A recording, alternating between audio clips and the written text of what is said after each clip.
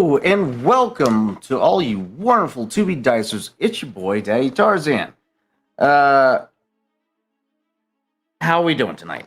We got a treat for you in store.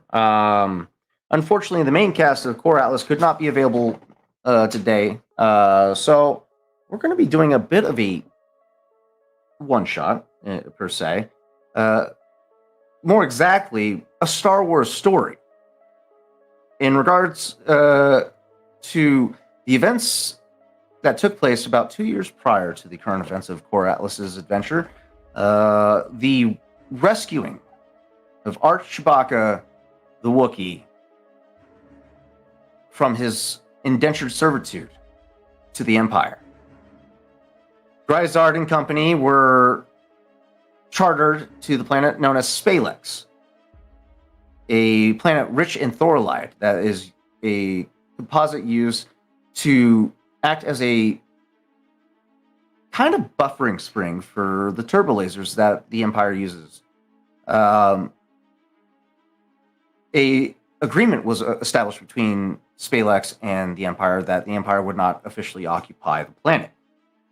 However, the Empire rarely sticks to their word and has decided to establish a beachhead on the planet with a covert mining facility and utilizing slave labor to offset costs had brought on a plethora of slave labor onto the planet of Spalex to include Chewbacca. This story that we will be telling is going to be high octane. A lot of events are going to be taking place at the same time, so please stick with us. But this will be a story of how Archie joins Gryzard Gandee's safari services. With that being said, again, I am your host, Daddy Tarzan. We have our cast members available today, starting with Archie. Go ahead and introduce yourself, my friend. Hello everyone, I am Jay. You can find me on TikTok as JasonV131, and yes, I am playing the lovable golden retriever Chewbacca, the Wookiee marauder, and he's really wanting to not be where he is right now.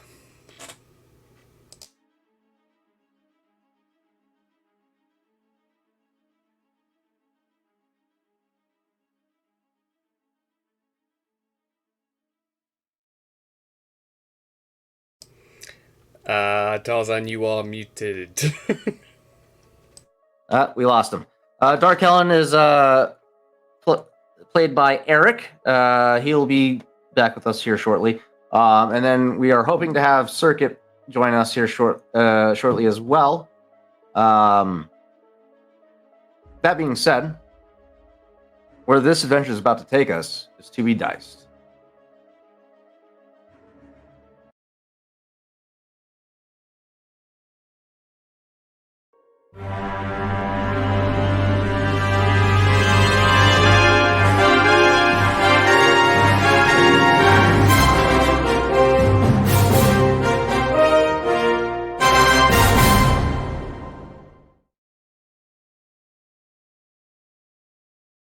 All right. Let's get the mood going, shall we?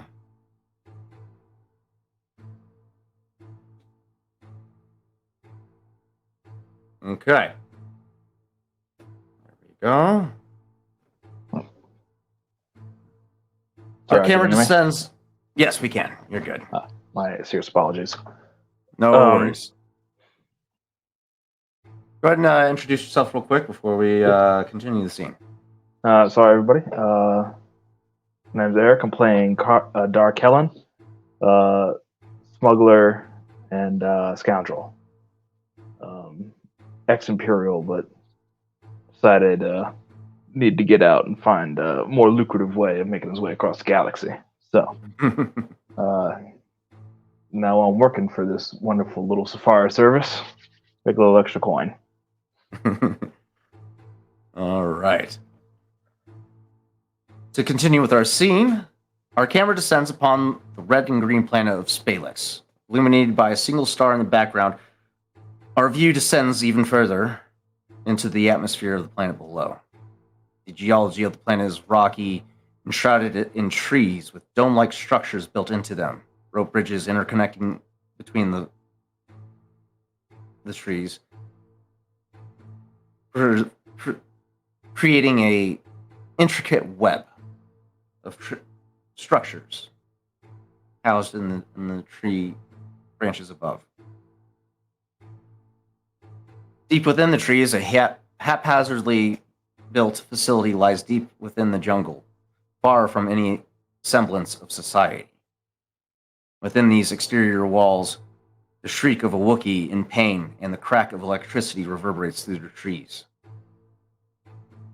Our camera fades into the camp, and inside, a sizable labor force clad in bindings around their wrists and neck, officers adorned in unmarked black uniforms, and enforcers shrouded in black laminate armor. An uncanny resemblance of stormtrooper armor. They work to rush the labor force back into their pens as sirens ring throughout the camp. Shortly thereafter, a series of explosions to the southwest of the camp erupts, and a fireball rises into the sky above as a chain reaction begins to topple and destroy mining equipment in succession. Our scene cuts to the interior corridors of the encampment. An athletic human male with shrouded, shoulder-length blonde hair, vibrant blue eyes, wearing a Nakubra hat, Gryzard Gandee. And his droid tech, Munoi Santoro, race through the corridors.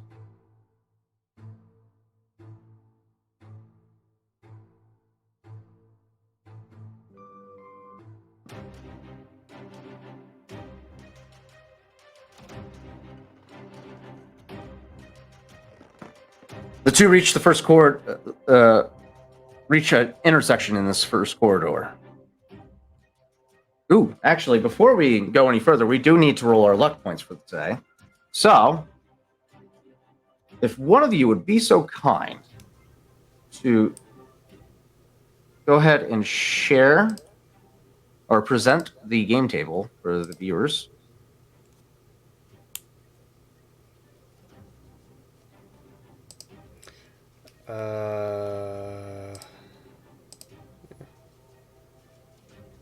And then Minoy rolled 2 light side tokens. Okay. Something happened. I need to do game. Apologies, be right with everyone. No worries. Okay. Right. How does one do that? Because I remember how to do. There's a present button at the bottom of the StreamYard. And then share screen. That is right. There we go. Okay. There we are. There we go. All right. Okay. Come on. Oh, that's not good. We got a dark side on the table. I like it. Dark Ellen, we need a roll from you, buddy. Sorry. Yeah, you get Scuttle in here, and I forgot about that. Nice. 2 dark, 2 light. I like it. That's a good setup. All right. Off to a good start. Pretty even balance. I like it. Okay. And then I need to get Scuttle on the table. 1 second. Where's the droids? There they are. Scuttle. There you are, buddy. Oh, don't clone him. I want to add him. There we go. Clone and known. There we go. All right. So, both Minoy and Gryzard and Scuttle find themselves in this first corridor at a T section. The left, they have two choices, left and right. Being that Minoy is still not here, I'm going to leave this decision up to you, Archie.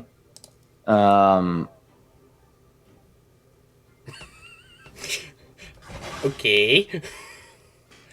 You see a double Archie or Gryzard and Gryzard and company see to the left immediately a set of double doors, very reminiscent of like cafeteria doors.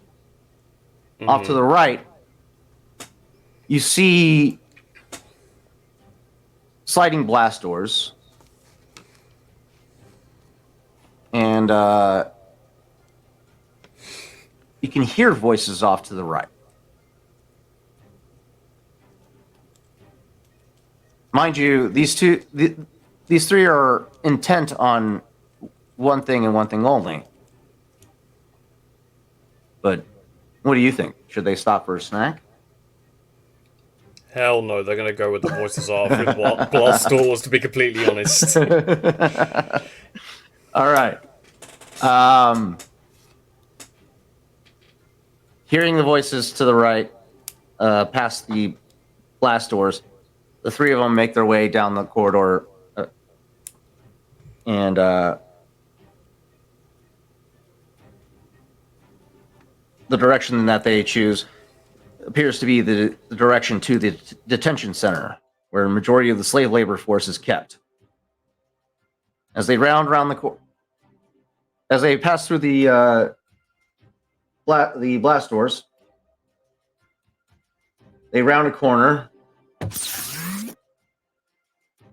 and as they are about to round the corner, Gryzard immediately. Well, actually, let's get a perception check from Gryzard. This is going to be average difficulty.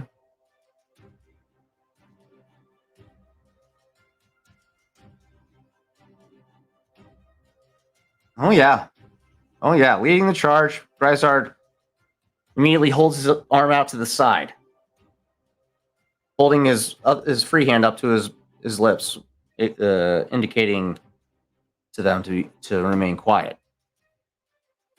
He peeks around the corner, and there, before him, stands two Imperial stormtroopers standing guard, with their backs turned to them as they look up at the speakers quizzically, as they await further instructions on how to proceed, as the alarms continue to blare incessantly.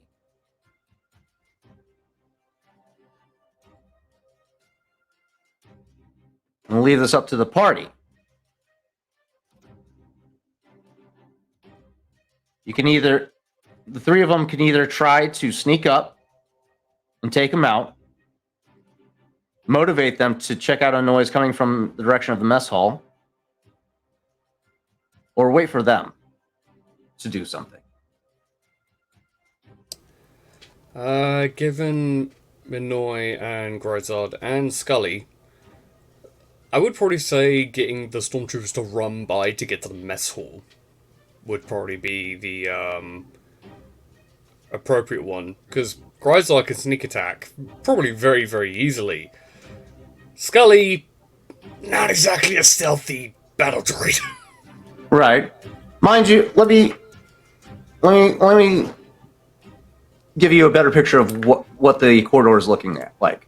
Mm-hmm. It's a long corridor. There's only one off. What you get is probably a onboarding room where they process new inmates off to the right side of this corridor. Then it makes a sharp 90-degree left to where about 10 feet further down is the gate to the main, or the general populace detention center. So there's not much room to hide. Okay. Then in that case, but it would be... They could lure them closer to them and take them out. Or they can... I think it would just run up and, sneak up and wallop them, try and knock them out. I was about to say, I agree. Sneaky approach. Take out the stormtroopers. Okay. All right. Okay. So, with that being said, Gryzard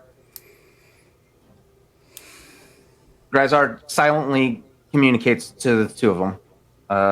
Knowing Minoi's capabilities, he indicates to Scuttle, or Scully, as you like to affectionately call him.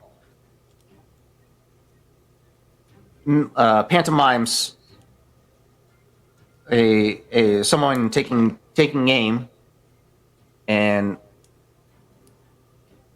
waiting for Gryzard to make the first move.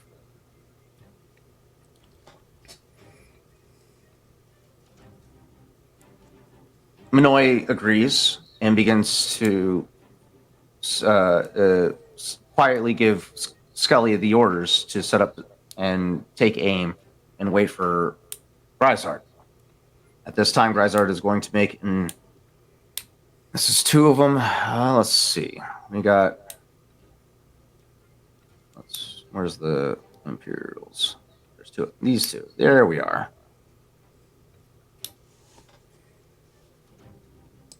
I need to get pictures for these guys. Let's get a perception check from them. And tested by Gryzard's stealth.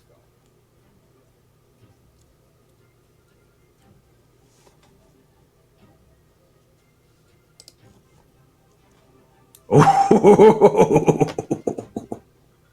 oh man. That's good. That's good. So, the stormtroopers themselves, standing guard with their backs turned, rolled a perception of 1 success, 2 advantages. However, Gryzard Gandee rolled a stealth check of 3 successes and 5 advantages. He quietly makes his way up to these two with quietly drawing his 2-foot-long vibro knife. Firmly in his grasp, he approaches the one on the left. Nope, the one on the right, because Scully would have a better shot than the one on the left. And as he does,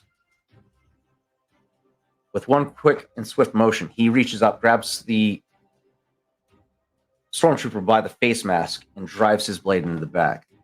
Let's see if he lands this attack. This is going to be a vibro knife attack from behind. He's going to get He's going to get 2 boost dice because of how well he rolled for stealth. This is going to be what's the difficulty for engaged range? Let's see. Aim table. Give me 1 second, because I want to make sure I do this right. Oh.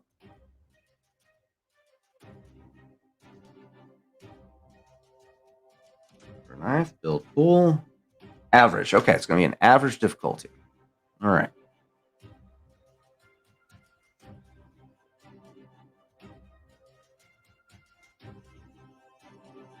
Oh, no. Oh, no. Would we like to cash in a light side token to possibly roll an additional success? I'll cash it in. All right. Let's toss in a proficiency die to see if he rolls better. Hey, look at that. Okay.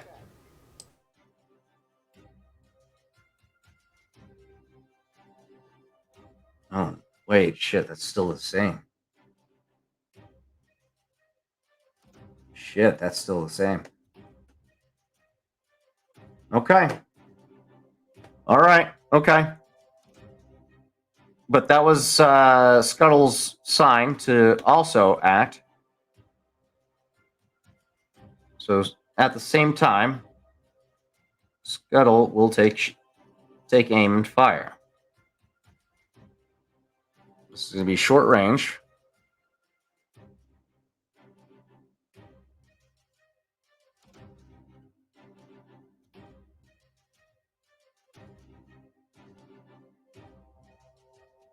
Let's see.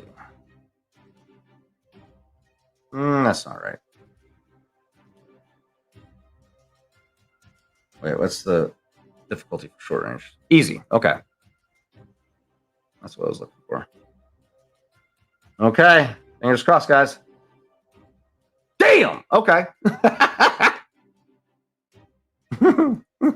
Scuttle's fucking good. Minoy did some good. BD1 battle droid versus Stormtrooper. And Minoy now did we some- know how the age-long question is resolved. Yeah. Battle droids can shoot better than stormtroopers. Yeah. Minoy did some work on this battle droid. Let's be clear on that for sure. Minoy did some serious work on this guy. Improved his targeting array. Lands hit Scuttle, seeing Gryzard make his move, takes fire, lands his shot. What's his perks? He's got some good stuff. Let's see. Bodyguard. He can add 1 damage per rank of barrage to 1 hit on a successful attack using ranged heavy. So, how many ranks of barrage does he have? 1, 2, 3. 3 ranks of barrage. So that's a +3 to the damage. So 12 damage minus their soak. A 5. Ooh, shit. Okay.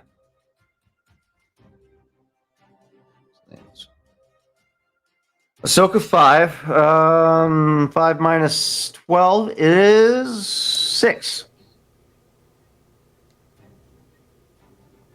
Too far. There we go. 7. 7. Yep, 7.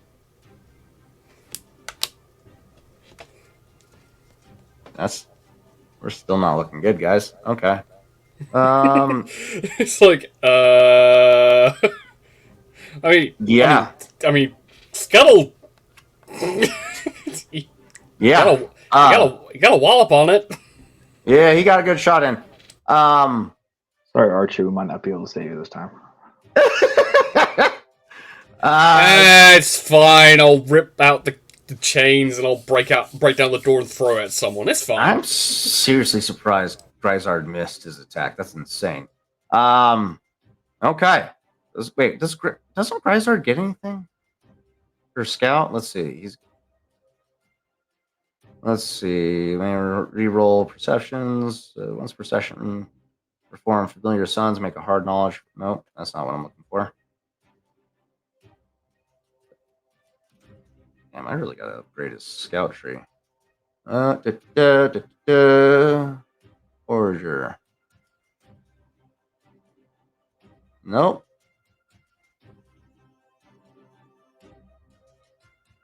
Okay, yeah, that's all he can do. Shit. Okay. We're gonna have to do like a little mini round of combat for these 4 or 5. So the stormtroopers standing guard, the one that Gryzard goes to stab from behind. Oh no, one did go down. Or no, that's not right. Why did that change? There we go. The one that did go down, or the one that Gryzard goes for, sees out of the peripheral, which is impressive with those visors. Sees out of his peripheral a hand swiping in from the side to try and grab him by the face and disorient him. Manages to block the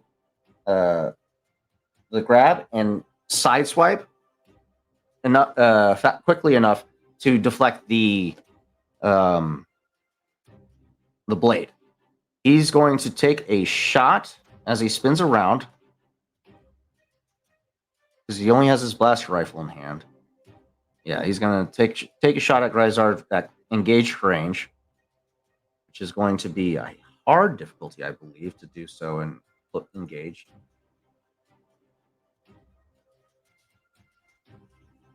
Ooh, yeah. Hard difficulty. Okay. I'm gonna find this so funny if Scuttle kills both the stormtroopers and Gryzard is struggling with one. Damn. He did land a shot. Okay. Dang it. He lands a shot on Gryzard. 9 damage against Gryzard's soak of 5. So 4 wounds. They would be using stun settings. So it would be strain. It would be strain because they would be using the stun setting because they don't want to kill their labor force. So, yeah, he spins around, fires his blast rifle, and you see this blue ring emanate from the barrel of this blast rifle. 5 minus 9 is 4. 4 strain. Gryzard narrowly manages to sidestep this blast, but it catches him by the shoulder and his arm goes numb for a second. That's one. The other one takes turns, sees Gryzard engaging his comrade, but also reeling from the impact of the shot from Scuttle. Let's see.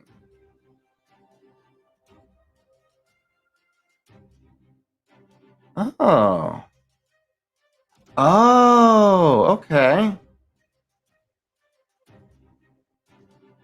Oh, that's how they're calculating. Okay. Okay. I got it.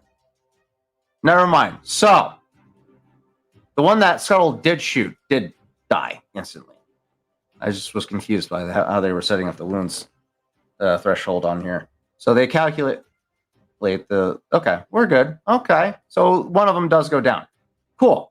However, so that being the case, the other one, yeah, is just frantically trying to survive while blasting stun rings at Gryzard to try and create some space. Gryzard again goes for another thrust with his vibro knife, engaged range. What was it? Easy?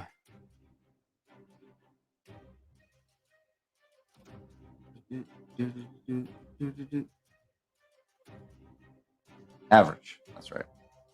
Average difficulty. Come on, Gryzard. You got this, buddy. There we go. All right. Lands his second attempt on this individual. That's 5 piercing damage, or 5 damage with a pierce of 2. So he ignores 2 soak. Vicious of 1. What does 1 do?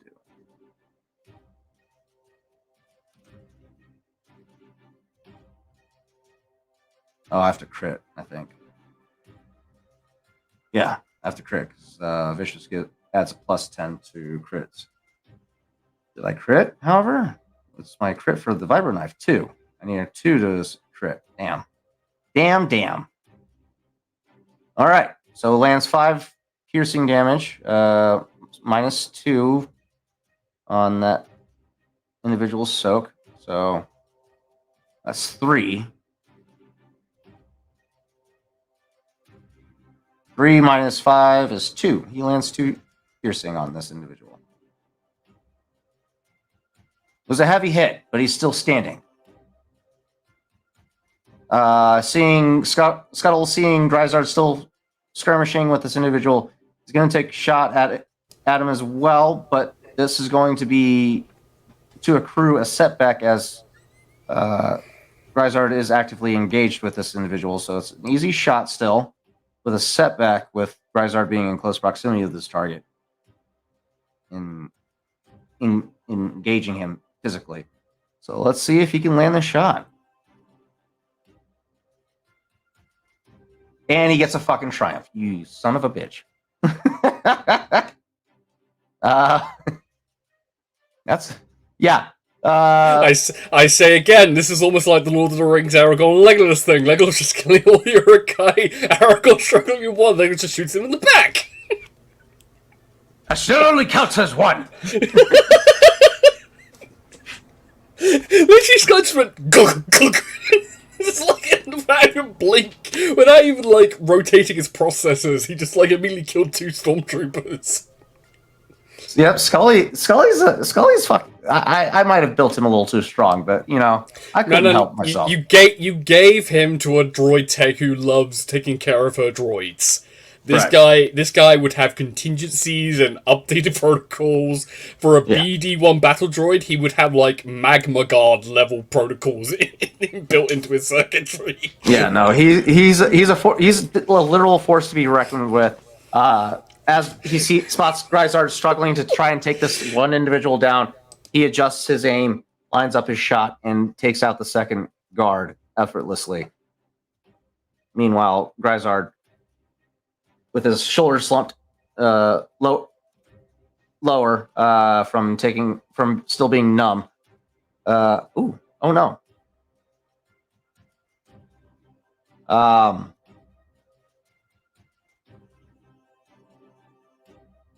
He looks back at Minoy, and Scully just gives a kind of defeated thumbs up. Like, thanks.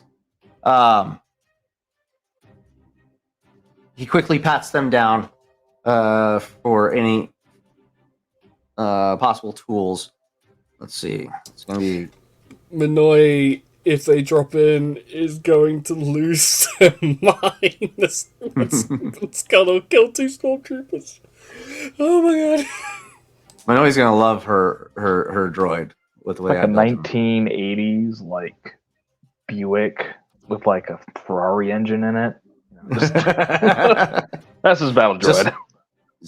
Completely unnecessary.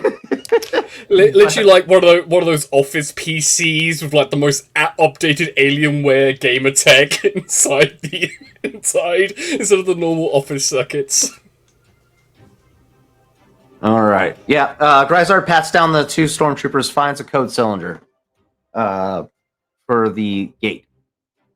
Signals to both Minoy and Scully to move up as he turns and utilizes the code cylinder. The gate pops open with the confirmation, and the door opens up. That's the wrong one. It's more this one. There we go. More of that one.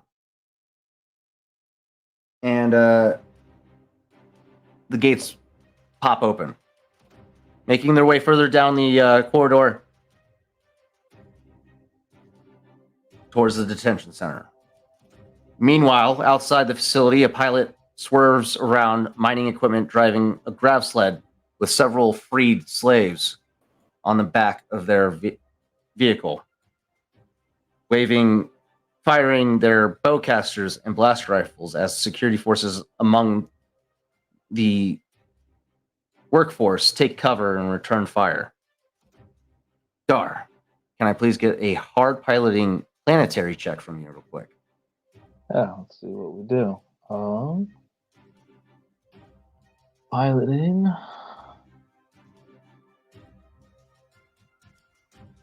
Planetary. You have 2 failures, 3 threats to beat. Okay.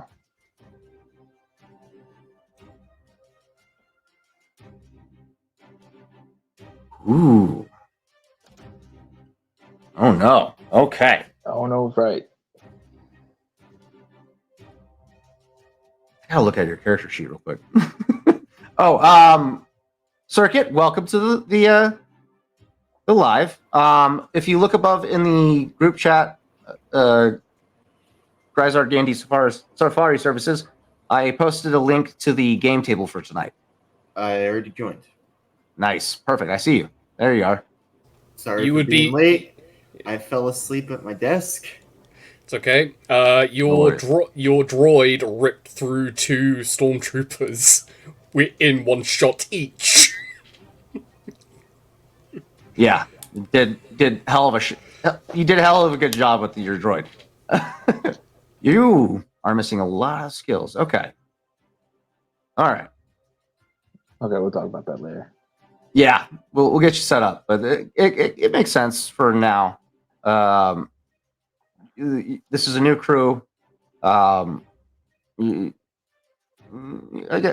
we can say that we're not necessarily feeling too confident about this plan, but you did it nonetheless. As you're swerving around the battlefield, as it were, you're navigating through downed mining equipment and mining vehicles and whatnot. You didn't take into account the amount of drift that a grav sled has. As a grav sled is not necessarily your primary mode of transportation. You're used to flying ships and whatnot, so it kind of caught you off guard. You end up slamming into the side of an excavator, and it traps you in place momentarily. Unfortunately, this means you and the occupants of your vehicle are going to take at least one round of shots from these troopers out in the field with you. Those people are dead. There's four. The immediate ones in your vicinity, there's four of them. They come running up from behind their cover as they see you stationary for a moment. And they take aim. This is going to be adjusted the thrusters on this. This is going to be. Let's go with security droid blast. No, that's not the right one. I need some stormtroopers in this category. Excuse me.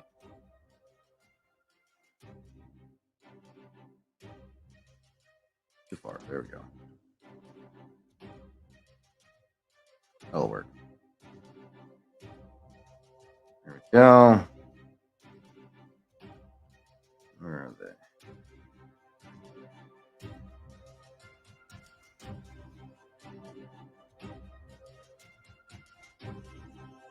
All right, who's got a blaster rifle? Scuttle does. That's right. There we go. Blaster rifle. This is going to be medium range. Build pull. It's going to be average difficulty at medium range. Okay. Average difficulty. We'll give them a setback, as you're mostly protected from the vehicle itself. Roll as Imperial Stormtrooper. No successes. Okay. No successes, 3 advantages. So, the vehicle itself. You impact into the side of this excavator. Thrusters kind of sputter for a moment as its system reboots for a second from the jarring collision. The various occupants, a Wookiee, along with a human, a Solistan, and a Rhodian in the back of the grav sled, reposition themselves after being thrown about from the impact, get up and begin to fire at the officer, the stormtroopers out in the yard. The officers take shots at you and your crew, but none of the blaster bolts managed to connect, and you managed to accelerate out of your position and begin to speed off once more. Classic. Bucket heads couldn't hit the broad side of a bantha. Yeah, that's what I was about to go with. You begin to speed through the mining yard once again, swerving past blaster fire. Your companions in the back down firing wildly into the crowds, taking out these stormtroopers and officers. Back inside, Gryzard, Minoi, and Scuttle race towards the detention center. Quickly, they find the command center, and within, 2 officers inside.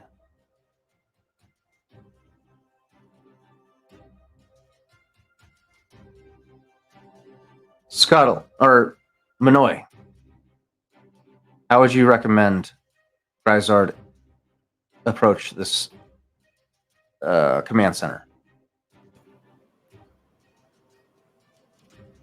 Well, Manoy doesn't necessarily like fighting, but since we're in a very hostile situation,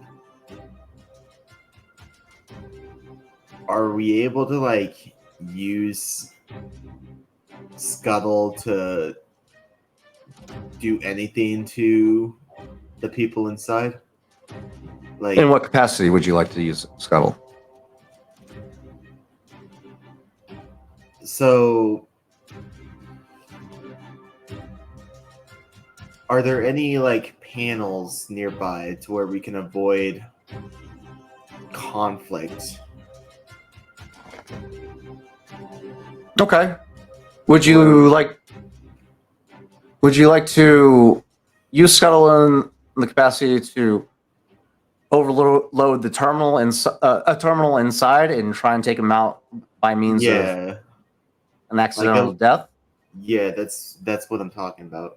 Okay. All right. Okay. So you haven't fitted Scuttle with a advanced computer interface. He does have one, but he's more kitted out for combat and medical assistance.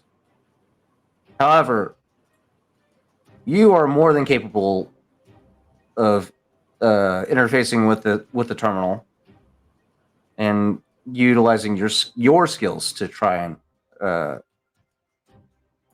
and achieve the outcome that you desire. Okay. I would say this would take a average computers check. I'll give you a boost because of your experience. I'll roll the difficulty for you. Nope. There we go. Oof, that's tough. 3 failures to beat. Okay, so what do I do for the quote-unquote boost? So you're gonna select your skill, the computer skill. I did. Once it populates in your tray, just add the blue square die. That'll accumulate or take the form of your boost, and then you roll.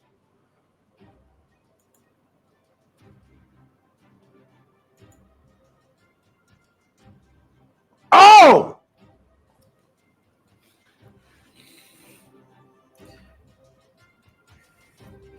And you already have a triumph saved up from Skull, too. Shit! That's my first triumph. like droid tech, like droid. Holy shit. Okay. How far into the system does Manoy get? So. Okay. You jack into the computer interface terminal, begin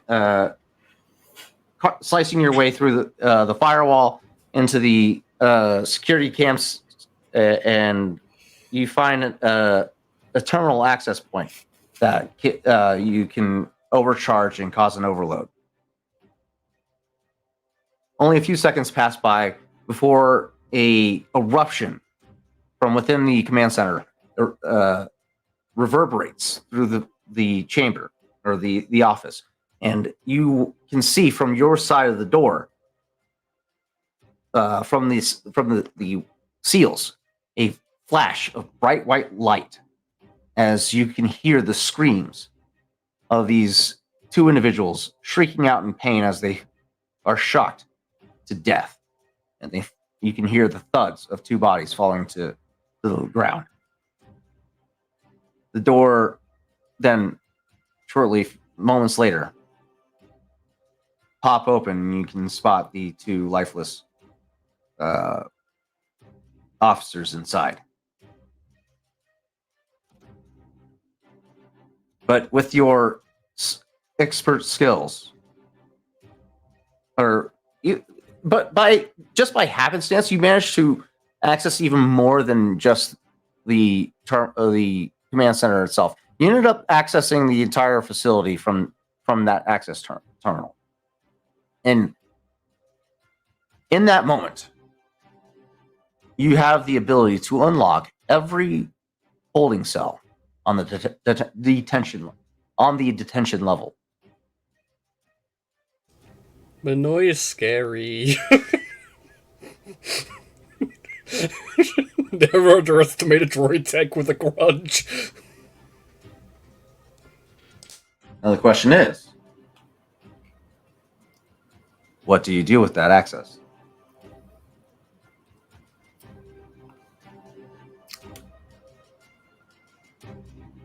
Are they on alert that we're here? Because I don't know. Okay. So then I would just open up all the cells. Okay. Yeah. To catch you up, we started in the midst of a jailbreak. We're on the planet known as Spalex, a planet rich with a mineral known as thoridium, something that's highly sought after by the Empire as it acts as a buffer spring for their turbo lasers.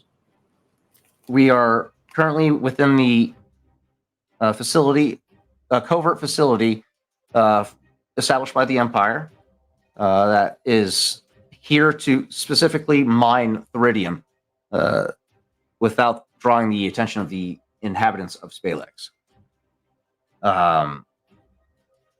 We were Gryzard Gandee Safari Services was chartered to this planet to explore its wildlife and learn some history about the geology of the planet. But while your guys' charters are distracted with the local culture, Gryzard saw an opportunity to give the Empire a middle finger, and this took in the form of a liberation attempt of this slave encampment.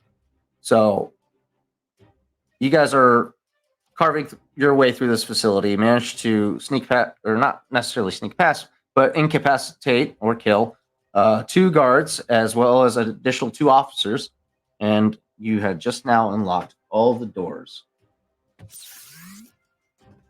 that held various slave indentured aliens in this facility. You can hear the confused cries of Wookiees deeper within. The babbles of Sulistans as they ponder what this could possibly mean. Humans asking, what should they do? What's going on? What are we under attack? And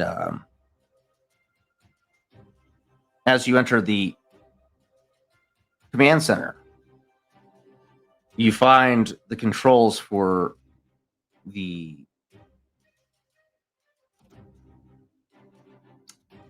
slave collars, or the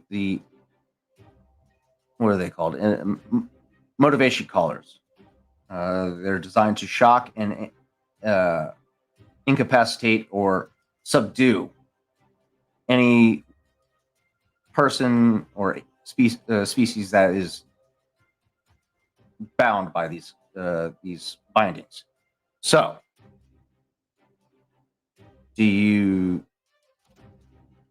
what do you do with that with that information? I think the answer is clear of what we should do. Gryzard standing over your shoulder gives you that reassuring nod. do at night?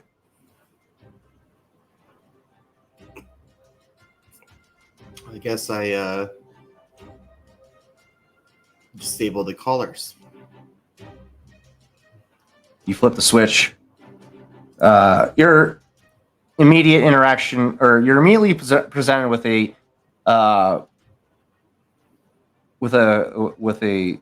safety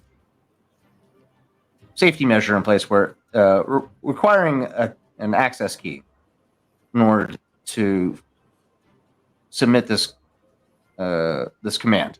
But with your computer's triumph, you managed to bypass that as well, and you watch from your command center as the slave labor down below their collars and bindings deactivate and unclamp, and they fall and clamber to the ground.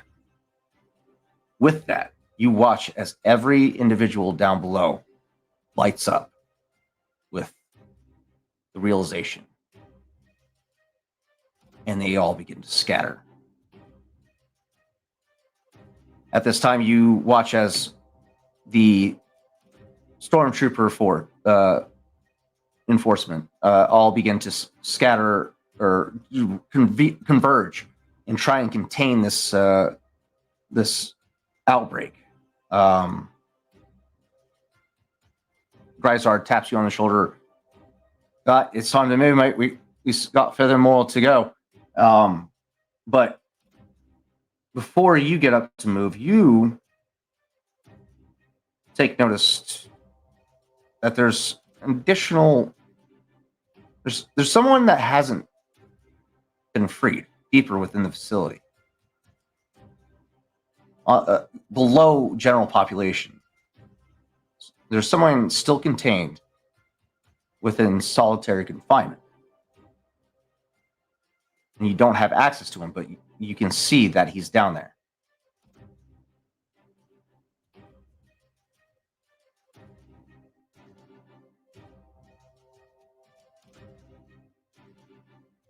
With that information, we return back to the surface of the encampment.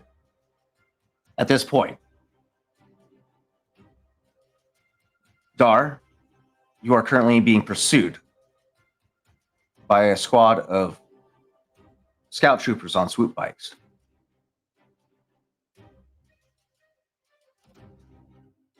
There are currently 2 on your heels.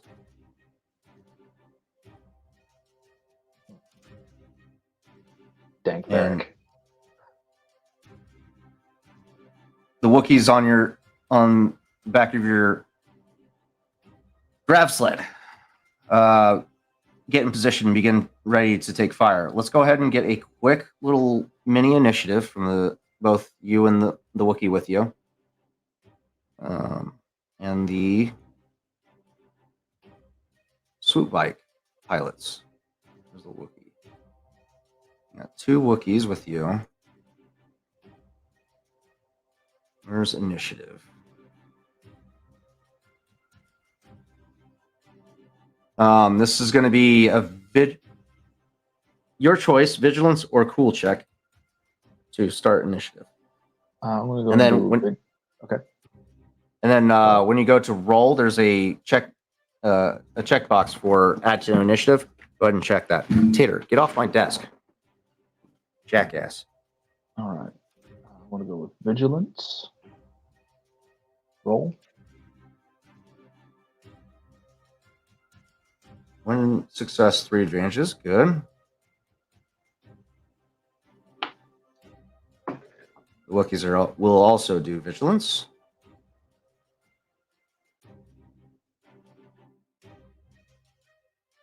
God damn. Nice. Okay. All around like gold cargo, man. These guys, awesome. Previous Clone War veterans. They're not gonna lose their cool anytime soon. These guys are stout. Okay. Scout troopers. They're going to use their vigilance as well. Okay. Did not do as good. All right. All right, where's the initiative at? We got 2 and or who's 2 and 1? It would be. We're gonna change you to PC.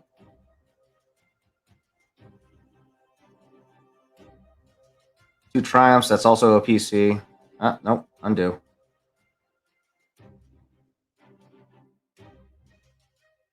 Oh, the scouts go last. Okay.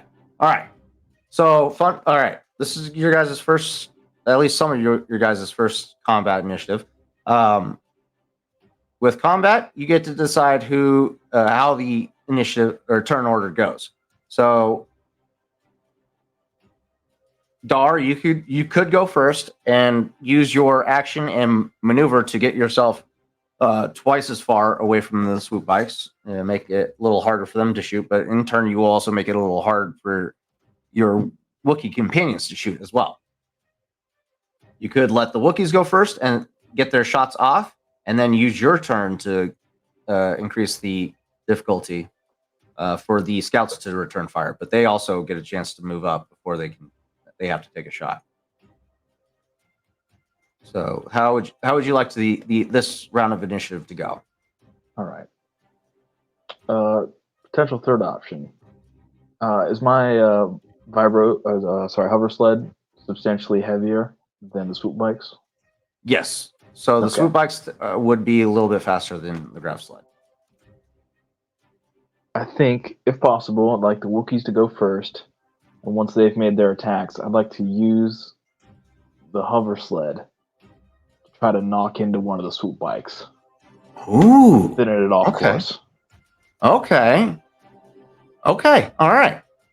We'll start off with the Wookiees first, taking shots at the swoop bike pilots. This is going to be short range with their bowcasters.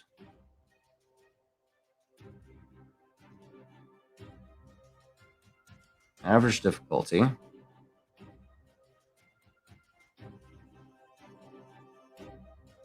Oh no. Wookiee 3 misses, unfortunately. Well, driving isn't that bad. Come on. Wookiee 4. Average difficulty. Ooh, I should have been also counting them, that they're moving. So there should be a setback on that first one, but they still missed in a ways. Damn.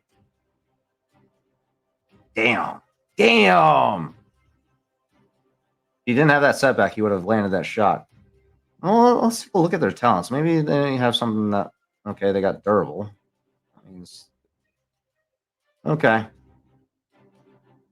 All right. So unfortunately, both of them miss their targets. However, it's now your turn. You intend to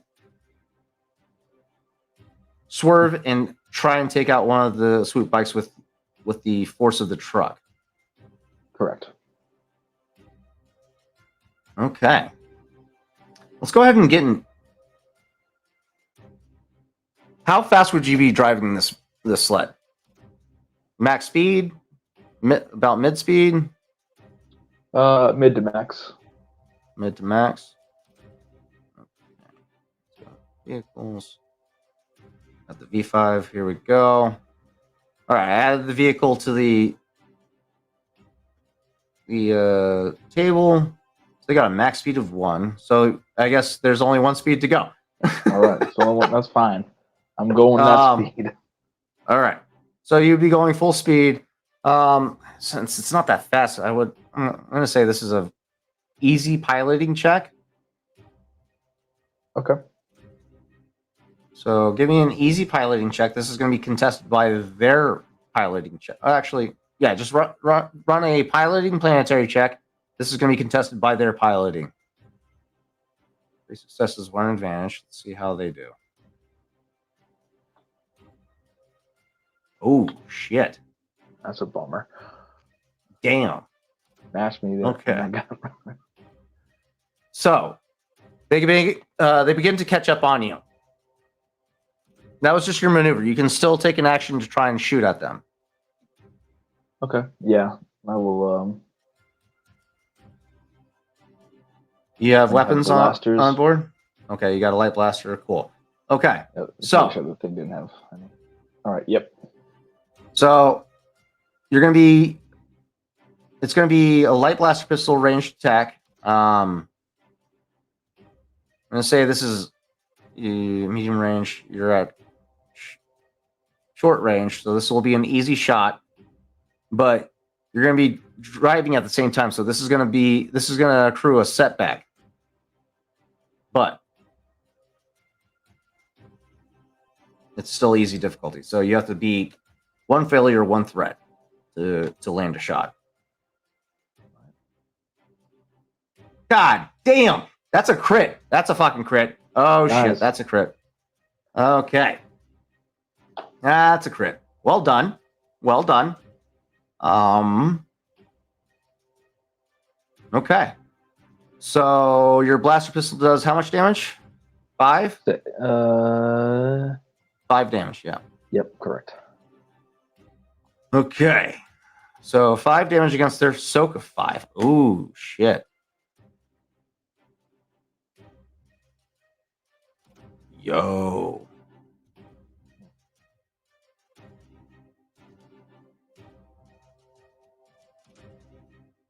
Oh, okay. How much? So you got 3 successes. So 1 success. You got 2 successes. So that's 6 damage. Okay. 6 damage plus a crit. So you get 1 point of wounds on them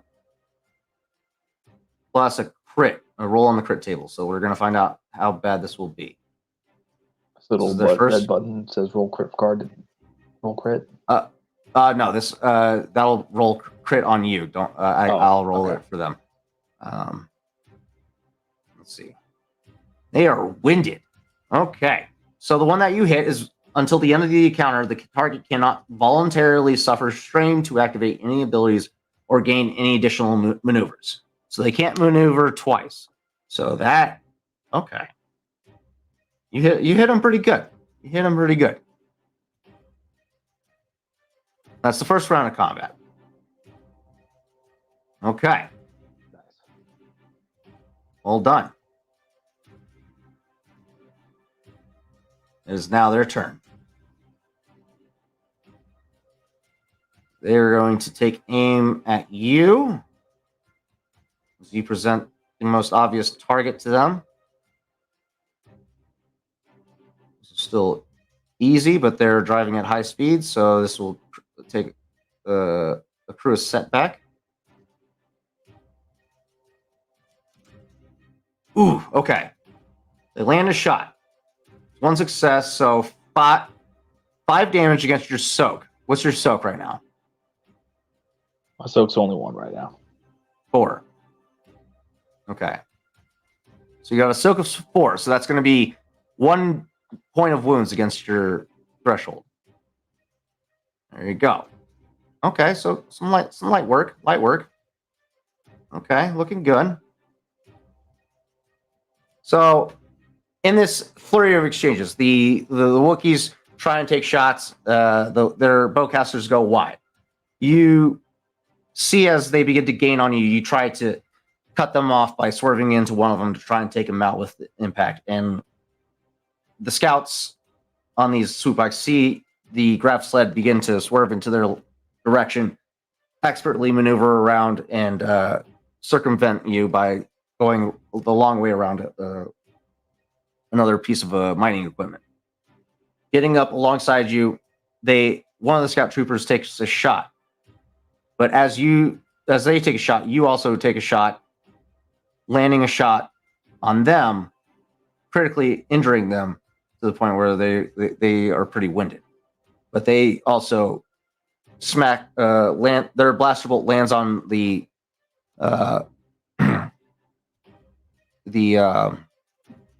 what's it called? Not the control cluster. What's it called? Gauge cluster. It impacts on the gauge cluster, and shards of glass spray out and impact it and cut you, leaving minor surface wounds on your face and arms. Sorry. That concludes the first round of combat. We are now back at the top of the initiative. Let's go ahead and take a peek back at the interior of the facility. Minoy, Gryzard, and Scuttle make their way, helping the rebelling labor forces dispatch the stormtroopers trying to quell the workforce. But they are quickly overwhelmed and taken down. You watch as Gryzard tries to gain everyone's attention and directs them to the northeast point of the facility where you all had observed the landing pad of this facility is located, so that they can commandeer one of the vehicles and flee the facility. Do you help Gryzard try and direct the crowd? I'm just gonna let Gryzard do it. Okay. Gryzard. Let's see. I mean, he's a pretty likable guy. Yeah. I'll give him a boost because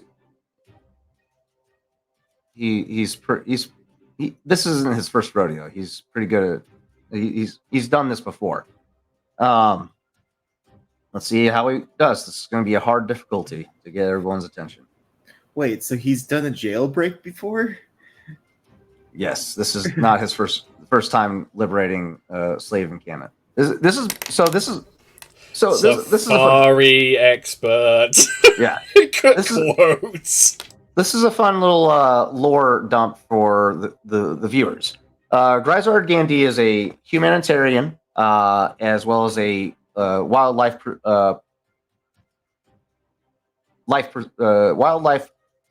preserver. He fights for animal rights as well as sentient life, and he uses his safari services as a front to try and also take jabs at the Empire and free their slave labor, liberate their slave labor. So, Minoy, you've been on, I would say, probably one or two of one of Gryzard's antics so far. This is not, you get a sense that he's not shy from this type of work, and his role kind of shows it. He gets knocked around a bit as the crowd wildly flails about and tries to find some direction to try and escape. But after getting knocked about, he takes about, how bad was the roll? 2 threats. Yeah. I'll say he takes a point of strain as he's getting knocked about, but he manages to get everyone's attention. All right, settle down. All right, make your way to the northeast quadrant. All right, there's a landing pad out there. A bunch of vehicles. Commandeer one of them and get the fuck off this planet. Do it. Come on now. And you watch as the crowd slowly recollects themselves, and they see this stranger trying to direct them, and they absorb his words. Northeast quadrant, landing pad, take a shuttle. And they all, almost in unison, begin to follow his direction, and they make their way past all of you deeper, or towards the exits of the facility. Sorry, I'm getting cotton mouth bad.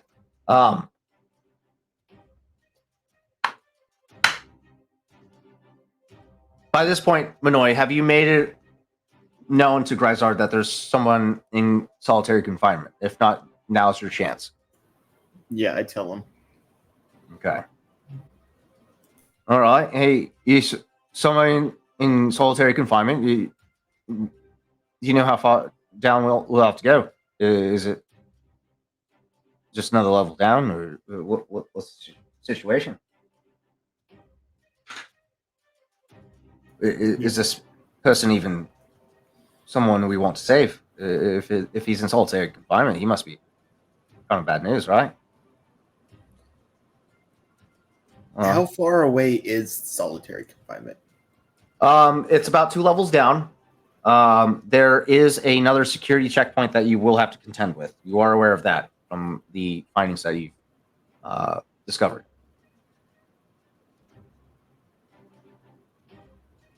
Okay. I'm gonna tell him it's about 2 floors down, or 2 levels down. And I'm gonna say, I have an idea. I head back to the control room that I was just in. Mhm. Are the bodies, is the uniforms like completely fried? There's some electrical scoring, but they're still usable. Then I'm gonna put on a uniform.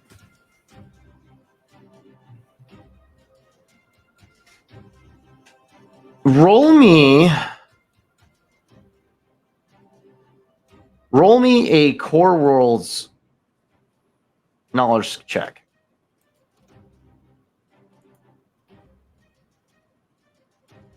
So it's gonna be an easy difficulty. Let's see. Okay.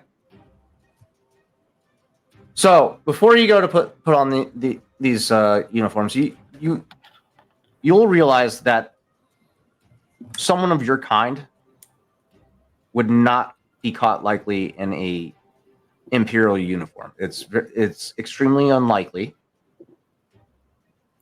However, someone like Gryzard, they wouldn't bat an eye at.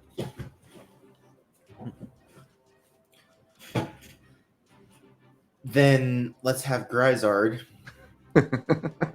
And are there any slave collars nearby that have been deactivated? I like where your head's at. Okay. Yes. You'll easily find a bunch of slave collars as well as bindings laying about. Then I'm gonna What's your idea? jimmy it to where it doesn't lock on me, but I'm able to close it. Okay. Disable the locking feature on it, but and by removing the retention spring. And you test it out. It opens and closes just fine. And you adorn the bindings. And I tell Scuttle to stay a little bit behind us. I like where your head's at. This is awesome. Okay. All right. Good work. Good planning. Okay. All right. Gryzard, Scuttle, and Minoy begin to make their way down to the lower levels. Let's go ahead and return back to the surface where Dar is currently being pursued by the scout troopers on swoop bikes. We're at the top of the initiative. Dar, would you like the Wookiees to take first initiative again? Yes, please. Okay. They're going to take shots again. Please fucking land these shots. For all our sakes. For all of our sakes. What's their range on bowcasters? Medium. Okay.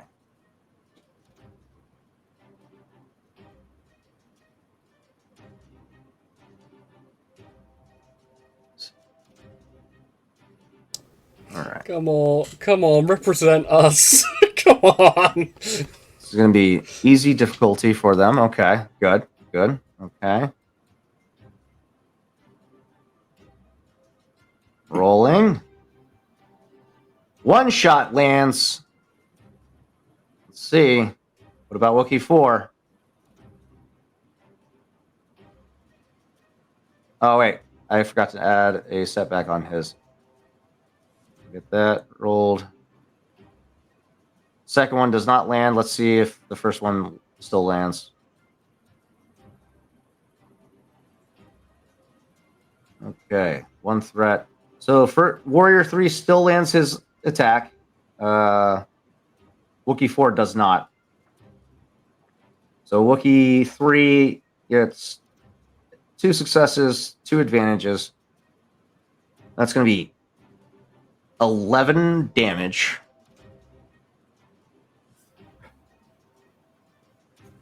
Ah, shit, he has a cumbersome of 3. Oh, wait, no, his strength offsets that. Never mind, we're fine. He's fine. So 11 damage landed on the swoop bike. Riders. Minus 5, so that's going to be 6 wounds. 3, 4, 5, 6. And the one that Wookiee 3 lands a shot on, he's blasted off of his swoop bike. And you watch as he falls. He gets slung back, hits the ground, tumbles, and the swoop bike veers. Let's get a luck roll here. Where's the force die?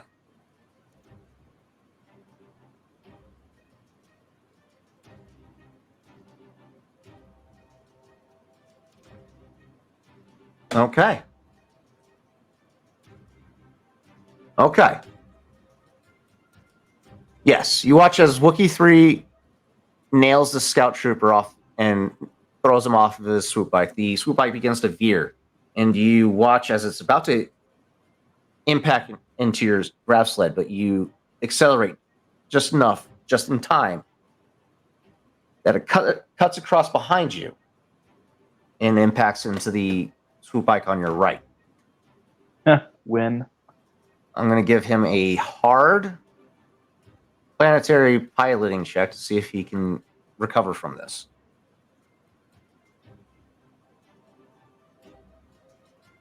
No. No. All right. All right.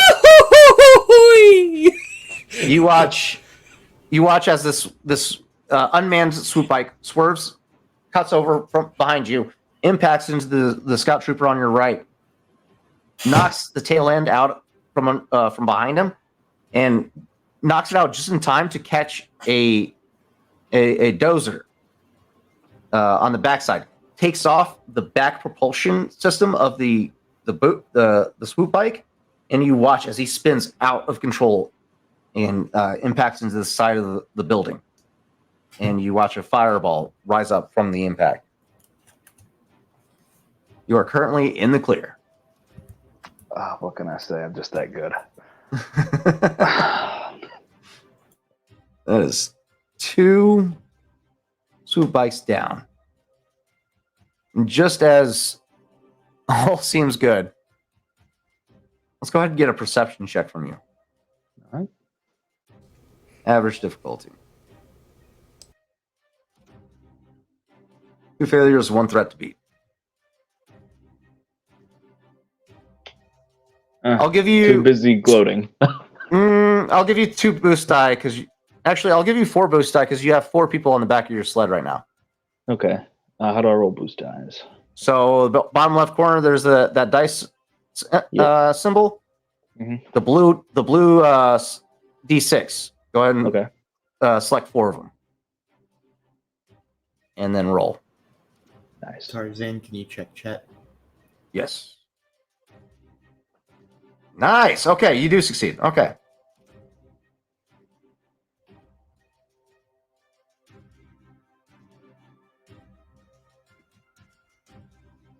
Yeah, you're good. Thank you. No worries. Yeah, you spot just as you're feeling confident and you're in the clear, you watch as 2 more fucking swoop bikes converge. Oh, these guys don't ever give up. It's like It's like things flying blurred gun, man. They just keep coming. things possibly couldn't get worse. The universe just loves making me wrong, doesn't it? You make it too easy. All right. Yeah. So let's get a quick accounting. I believe we still have at least one triumph on the table for the party. And then I have a triumph. Ooh.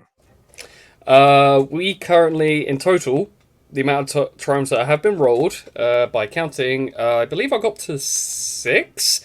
1 is yours. 5 is the party's. I've been keeping track. Well, 2 of them did get used for. That is true. That is very, very true.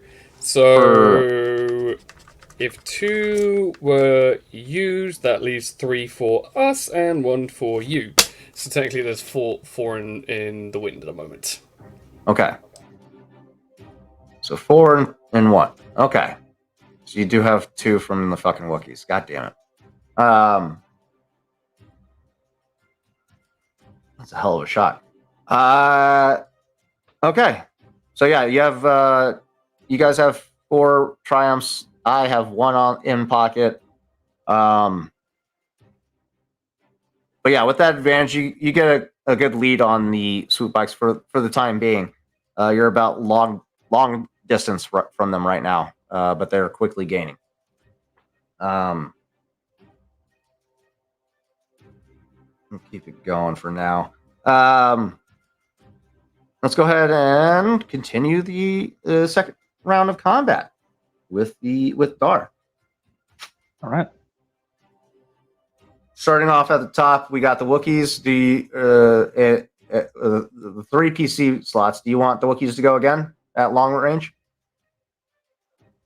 Um, or you want to? I'm punch gonna him let. and try and- No, I think the Wookiees are probably more effective at a slightly closer range if they're bowcasters.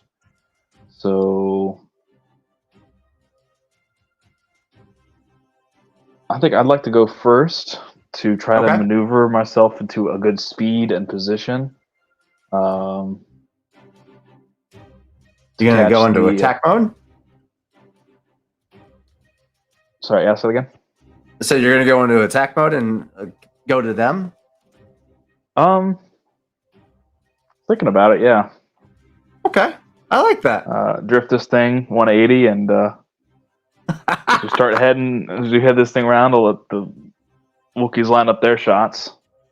All right. Go ahead and give me an easy piloting planetary.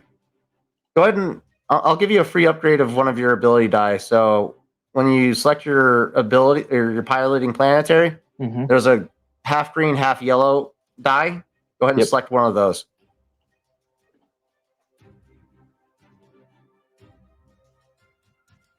You got 1 success on the board. All right, look at that. Easy enough. Yeah, you just imagine Fast and the Furious with a fucking floating car. You tail whip this thing around, and you begin to punch it with what appears to the scout troopers a head-on collision bound to happen. The Wookiees take up position over your shoulder. You close the range from long to medium, which is their best effective range for the playing a bowcaster. game of chicken at high speed with blaster bolts involved. Yeah, but my car's substantially heavy. Big. This is going to be fun. All right, you can. That's a maneuver. You have an action. You can take a shot if you would like to. All right. Food for thought. Can I take a shot to try to get one of the bikers to move so they're more in line with the Wookiees' fire? Ooh, okay. Like, miss him by an inch so he moves in a direction. Okay. All right. Because they would be kind of position offset from to try and overpass you, or overtake you. So you're intentionally firing to incentivize them to move into your line of path. Correct. Okay. Okay. Let's see what we can do with that. Move this out of the way. All right. We have.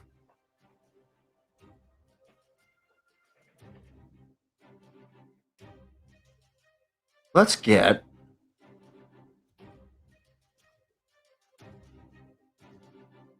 Let's get a skullduggery check from you. That I can do.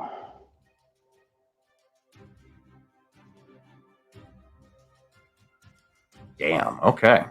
This is going to be contested by their discipline.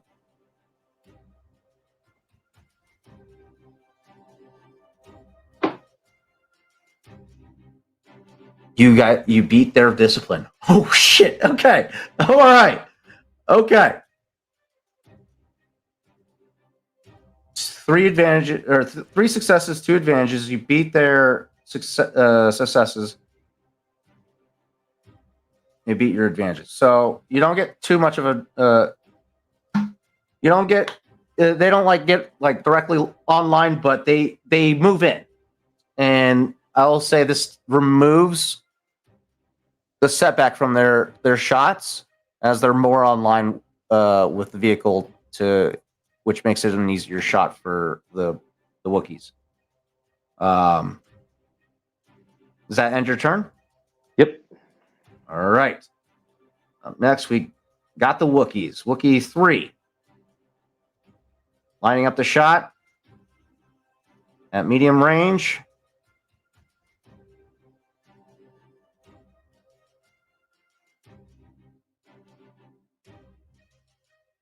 It's going to be average difficulty. Got it. Okay. No setback.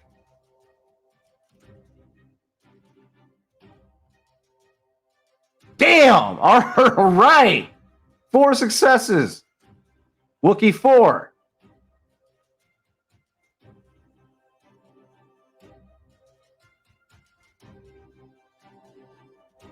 Wookiee 4 just cannot catch a break. He's okay. He's been through a lot. Okay. Yeah, he's looking a little rough. Yeah, Wookiee 4. He's got one blind eye. You can see that it's. He's an elder. He's much older than than the other one. He's more so there for inspiration to motivate his herd to rise up against their against the Empire. Okay, so 4 successes. That's 10 plus 3, 13 points of damage, wounds on the scout troopers. 13 minus 5 is 13 minus 5 is 8. 8. Thank you. Mhm. 1, 2, 3, 4, 5, 6, 7, 8. Motherfucker. Every time you watch as this blaster bolt sends another fucking scout trooper flying off the back. You watch as the scout troopers kind of converge, get online, but the one that gets hit was the lead one, and he gets thrown off his bike. The scout trooper behind him sees him coming and tries to veer off, gets caught with a leg to the face. Still manages to hold onto his bike, but got pretty rocked in that second in that shot. He's the last biker standing. That ends their turns. We are now at the last scout trooper's turn. He's gonna close the distance on his swoop bike, get up to short range. Short range with a blaster pistol with medium range is going to be easy difficulty.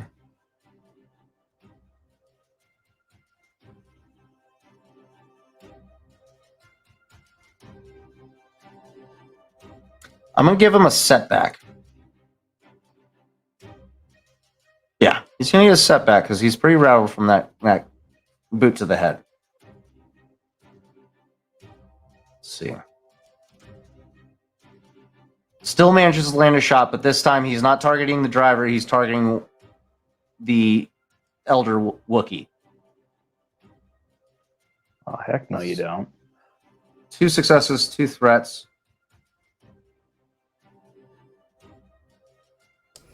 Archie Wookiee gonna for- turn that. Archie gonna turn that scout trooper into paste. 2 successes. That's 6 damage, 6 points of wounds against Wookiee Warrior 4. Which is soak is 6, so it doesn't do anything. Shrugs it off with a growl. It's like just the head just goes. Doesn't fucking do shit. That you motherfucker. Hey.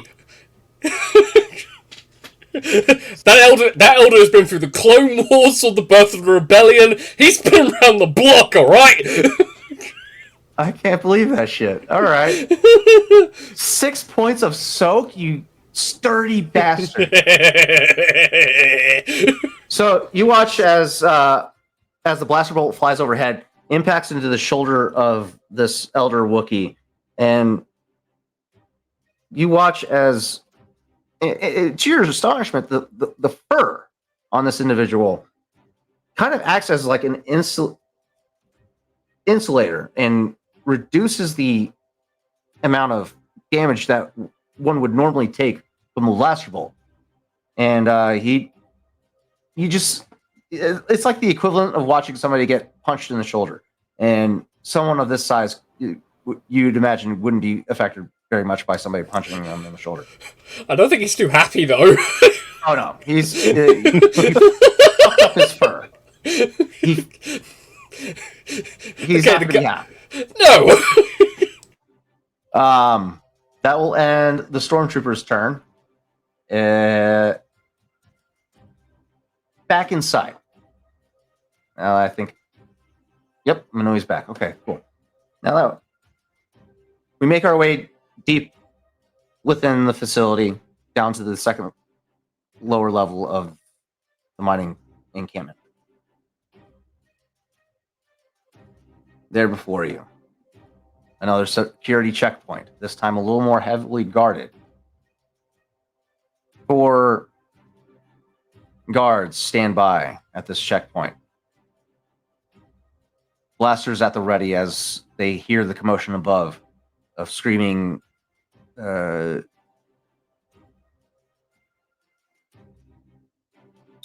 slaves make their way out of the facility, throwing bodies down of various stormtroopers that they managed to get their hands on and dropping them down the depths of the stairwell.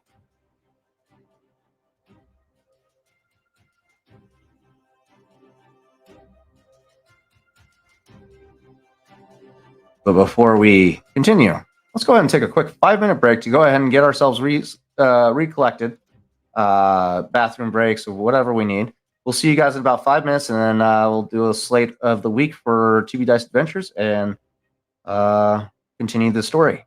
We'll see you guys in 5 minutes. Don't go anywhere.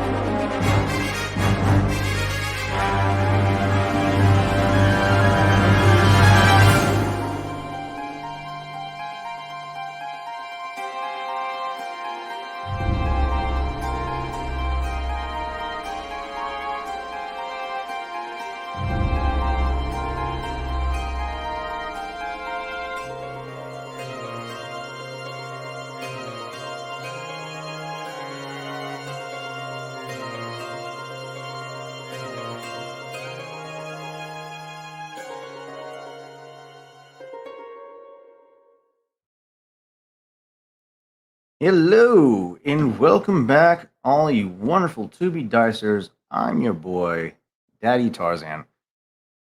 Little quick slate of the week for all of you wonderful beings out there. As you know, we do Star Wars: Edge of the Empire every Tuesday at 7:30 Mountain Standard Time, which varies across different points of time zones. Um, But yeah, 7:30 Mountain Standard Time here in Arizona. We kick off the show live. Hopefully by next week we will have the members of Core, at least one of the cast members of Core Atlas, available to continue the story for Beyond the Rim. That being said, Dimensional Dial Wednesday still on hiatus until the end of this month. Hopefully by the start of September we should be good to go to continue that long-awaited campaign for its return.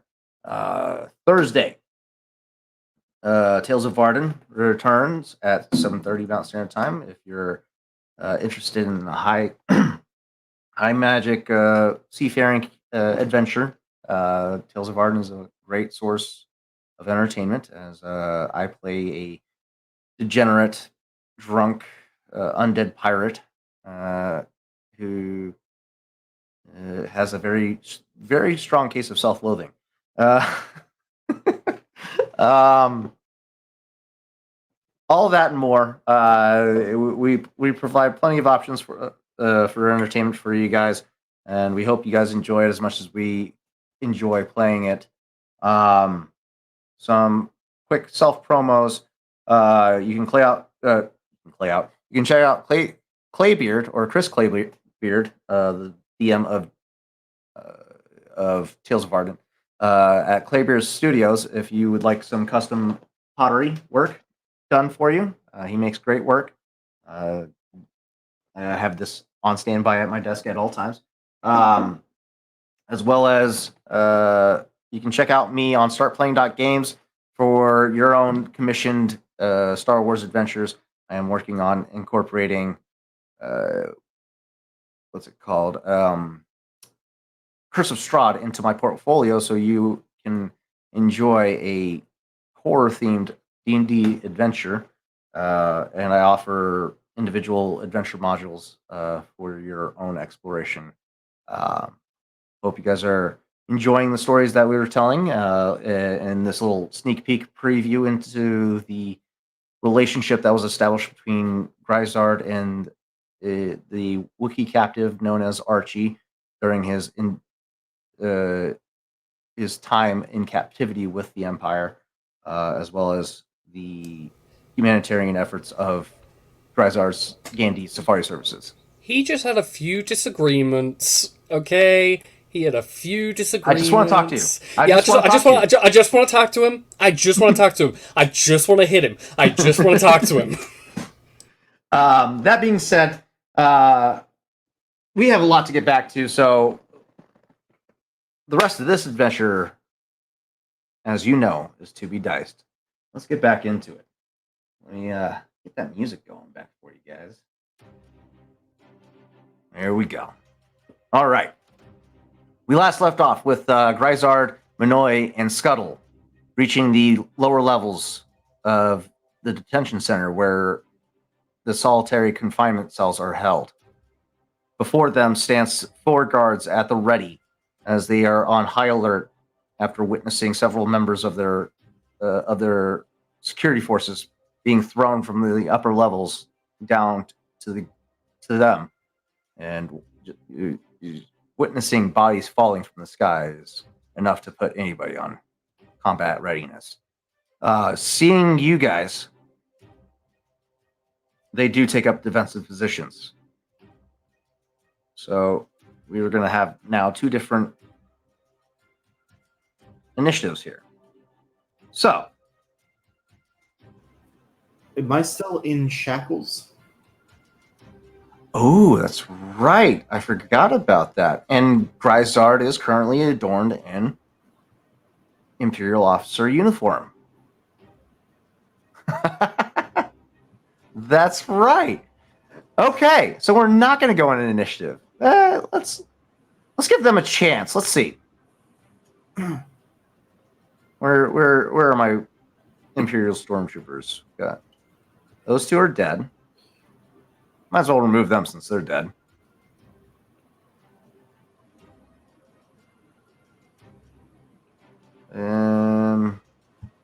Here they are. Okay.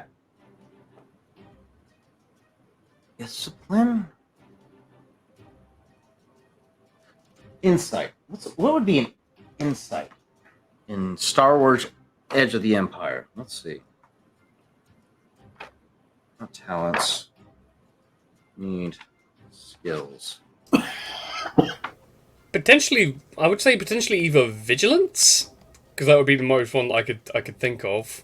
Yeah. Vigilance, streetwise, survival. In combat situations, outside of combat, those times when vigilance represents how fastidious. So that's more of a responsive or reactive ability. Streetwise, stealth, skullduggery, resilience, piloting, perception. The character is unprepared. Pose skullduggery checks off.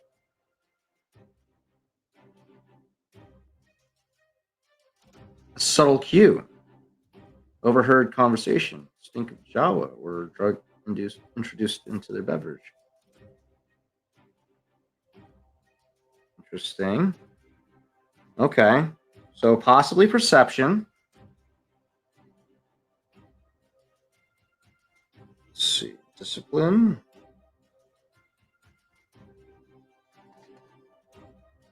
Mentally sorting truth from fiction and determining when someone is lying. Okay, so discipline would be once they begin conversation. Oh, you know what? Deception. This is going to be a deception check. I'm going to have Gryzard roll this deception check. He is the one in the officer's uniform. And come on, buddy. BS your way through this.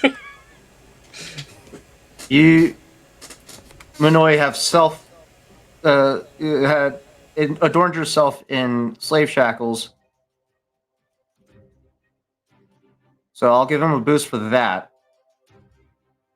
However, I will also introduce a setback as they were made on high alert from bodies being thrown down the stairwell. So it's going to be kind of odd seeing somebody coming down the stairwell unharmed. But we'll see if Gryzard can bullshit his way through that explanation. Oh, he's going to have to work on his Imperial accent. Not necessarily. Director Krennic did not have an Imperial accent, and he was an Imperial officer. He was a director. He wasn't necessarily an Imperial, but he was in charge of a very important project. If you just to put that lore out there. Yeah. Okay. All right. So this is going to be a contest of Gryzard's deception against their discipline. I'm trying to give him as much help as possible here. I like it. You guys do have a triumph that you can cash in to upgrade one of his ability dice to a proficiency. If you would like to cash any of those in. We got four of them. We got some suspend. Yeah, I'll use the one that I earned it earlier. Just one? Can we spend two? If you want to. It's up to Archie and Dark Kellen. I would say for right now, to try and not allow this to go into a combat scenario, I'd say two would be safer, because there might be a higher chance that we can get to something later in the session. Okay. Mm-hmm. All right. Okay. All right. I like it. This is going to be fun. All right. So, both Gryzard and Minoy make their way up to the security checkpoint. as per your instructions, Scuttle does remain behind, out of sight, but eagerly awaiting any call for help or any signs of blaster fire to react to. All right, this is going to be a contest. Fuck off! Oh my god! You guys get a triumph back. All right, this is going to be contested against their discipline. I'll give them a boost. Not even a fucking chance in hell. Jesus. All right. 6 for the table. Oh yeah, let's go back to the table for everybody. 6 successes, 1 advantage, 1 triumph, kicking that set back down the curb. That is insane. Holy schnizzles. That is insane. Fuck. Why am I rolling so many fucking triumphs for my NPCs? He's your boy! That's why! Gryzard's my man. That's my man right there. Fuck. All right. Gryzard.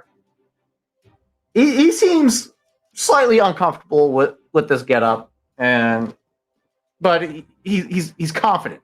He's confident he can pull it off. He's just he doesn't like the feel. The uniform is gross to him. Like, are you sure this is gonna work, mate? This. It was on a shock victim not too long ago. Right. And but like as the two of you make your way up to the checkpoint, he looks over at you, Manoy, and he's like, and he whispers, "Are you sure this is gonna fucking work? Kind of stand out, don't I?" Yeah. I tell him back, just say I'm here to try and get, like, you took me my prisoner to try and get me to Interrogation chambers? No, to fix the slave collar issue that's going on. Why all the slaves are around about. That way they get me on top of the control panel. Oh. Okay. All right. You guys begin to make your way up and close the distance, and the stormtroopers at the gate. At first, their reaction was to be at battle ready, but as they realized that Gryzard is adorned in officer attire, accompanied by a Twi'lek with slave collar and bindings on, their demeanor shifts.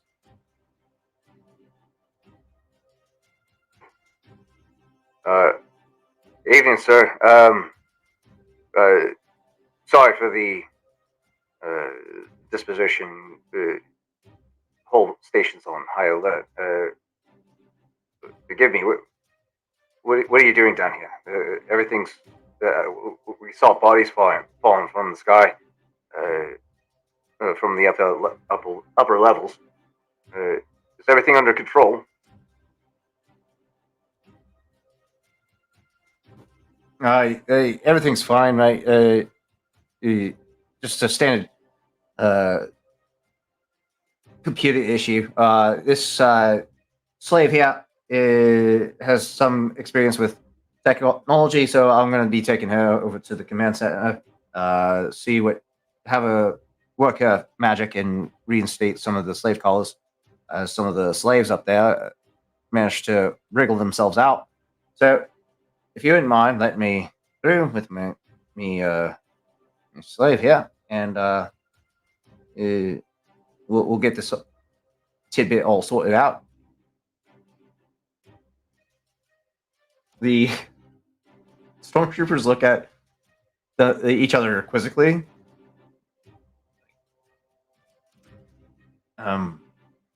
What? kind of like a very like taken aback by this explanation and plan, but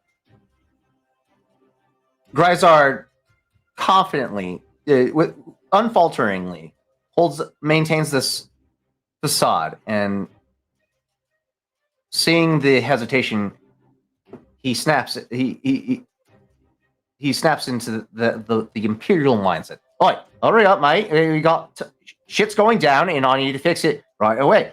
Get to work. Open the gate for me. And the stormtroopers shake themselves in place and realize, yes, this is an officer giving orders. We need to adhere. And they step aside and buzz the gate, and the gate opens up. And they salute in kind, and the two of you manage to bypass the security gate.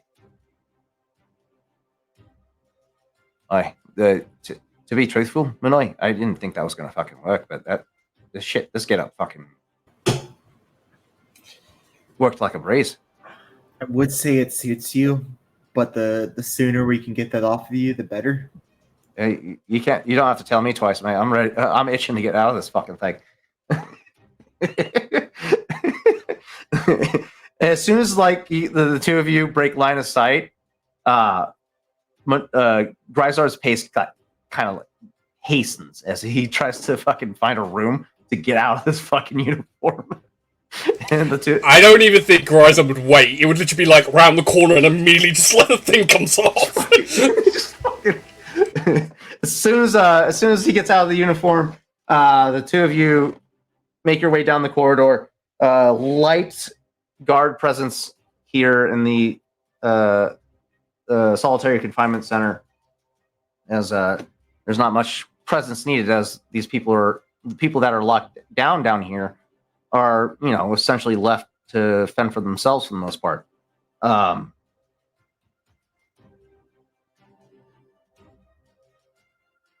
Majority of these cells are unoccupied. All the cells on the right, all the cells on the left, nothing. But there is one cell down at the furthest end of this corridor with a big hulking bulkhead.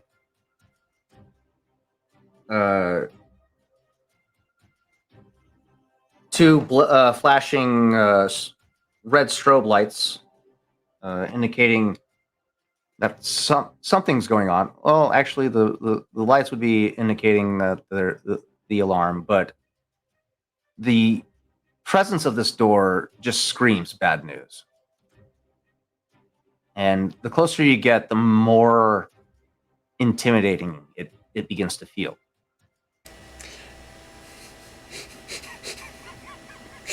I did write down as a note, seeing Gryzard in an Imperial officer's uniform, that might not go well. I literally wrote that as a note. Yeah, no, Gryzard would not have kept that on for sure. Yeah, he's definitely back in his regular clothes.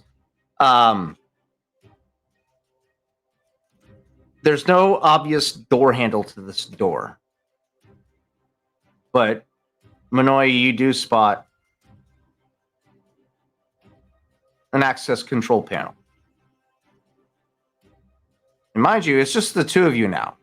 Scuttle still has remained behind and has not approached, as he has not gotten a clear line of communication to indicate that he should approach, but is patiently waiting idle at the stairwell, out of sight.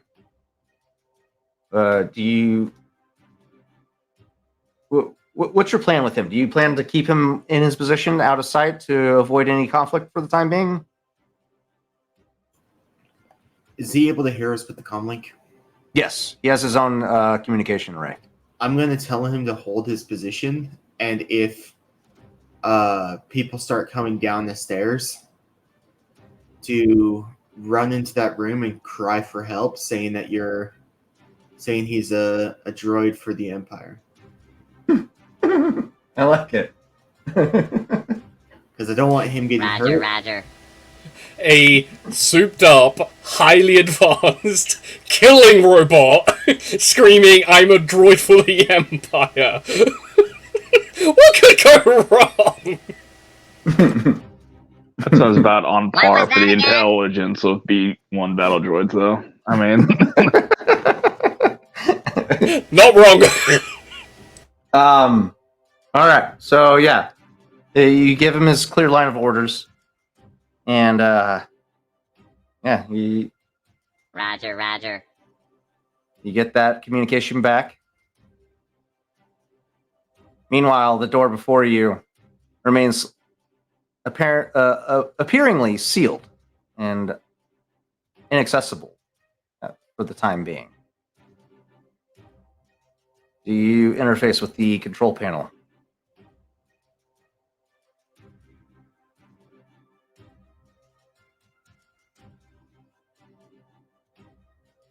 If so, go ahead and give me a I hard. clicked the wrong button. Yes, I'll interface. All right. Go ahead and give me a hard computers check.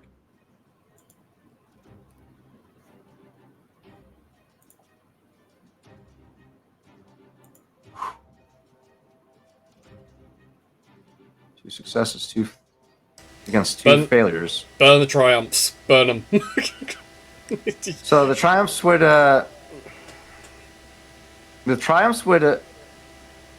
upgrade an ability die, but Minoi doesn't have any ability dies left.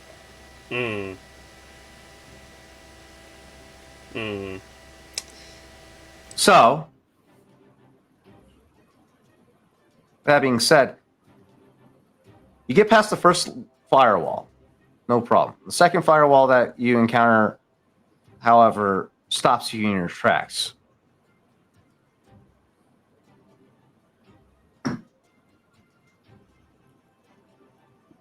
Well, if I've seen enough Star Wars movies, the next thing I should do does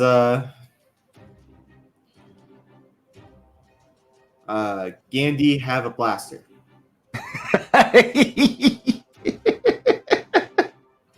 Yes, he does.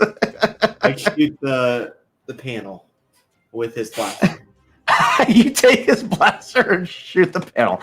All right.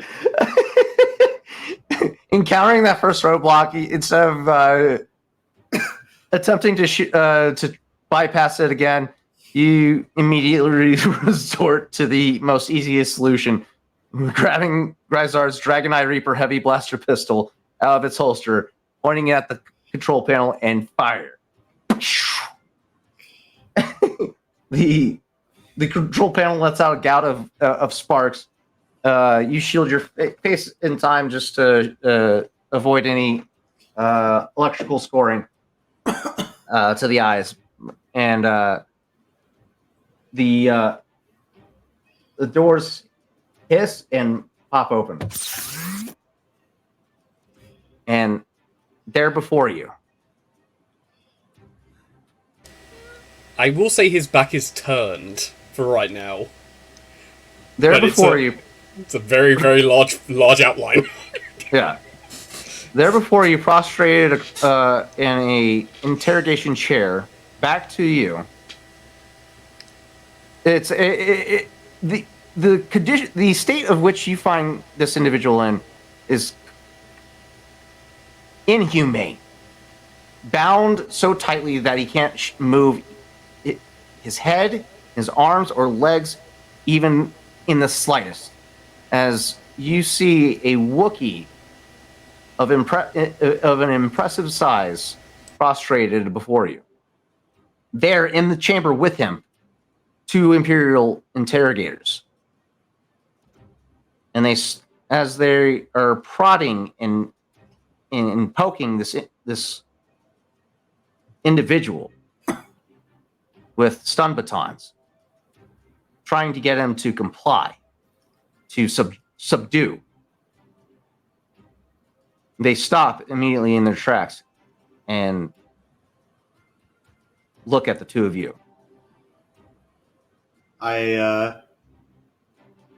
I'm kind of shell shocked that there were people in there, so I say to Gandee, I'm like, we probably should have kept the outfit on. Give me my fucking blaster, mate. I hand him the blaster, and I pull out my vibro knife.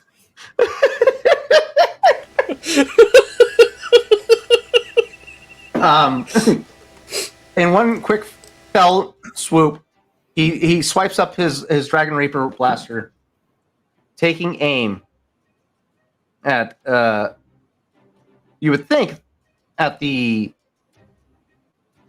Imperial officers interrogating this or torturing this individual. Instead, he takes aim at one of the bindings on the arm of this individual. I'm going to have Gandee roll an attack roll. Don't hit me, don't hit me, don't hit me, don't hit me, don't hit me. Please hit him, please hit him, please hit him, it'd be funny. At short range, it's an easy difficulty. However, I'm going to incur a setback die, as this is a very specifically targeted shot to try and free at least one arm of this individual. I'm also going to cash in a luck token to upgrade this difficulty from a difficulty to a challenge.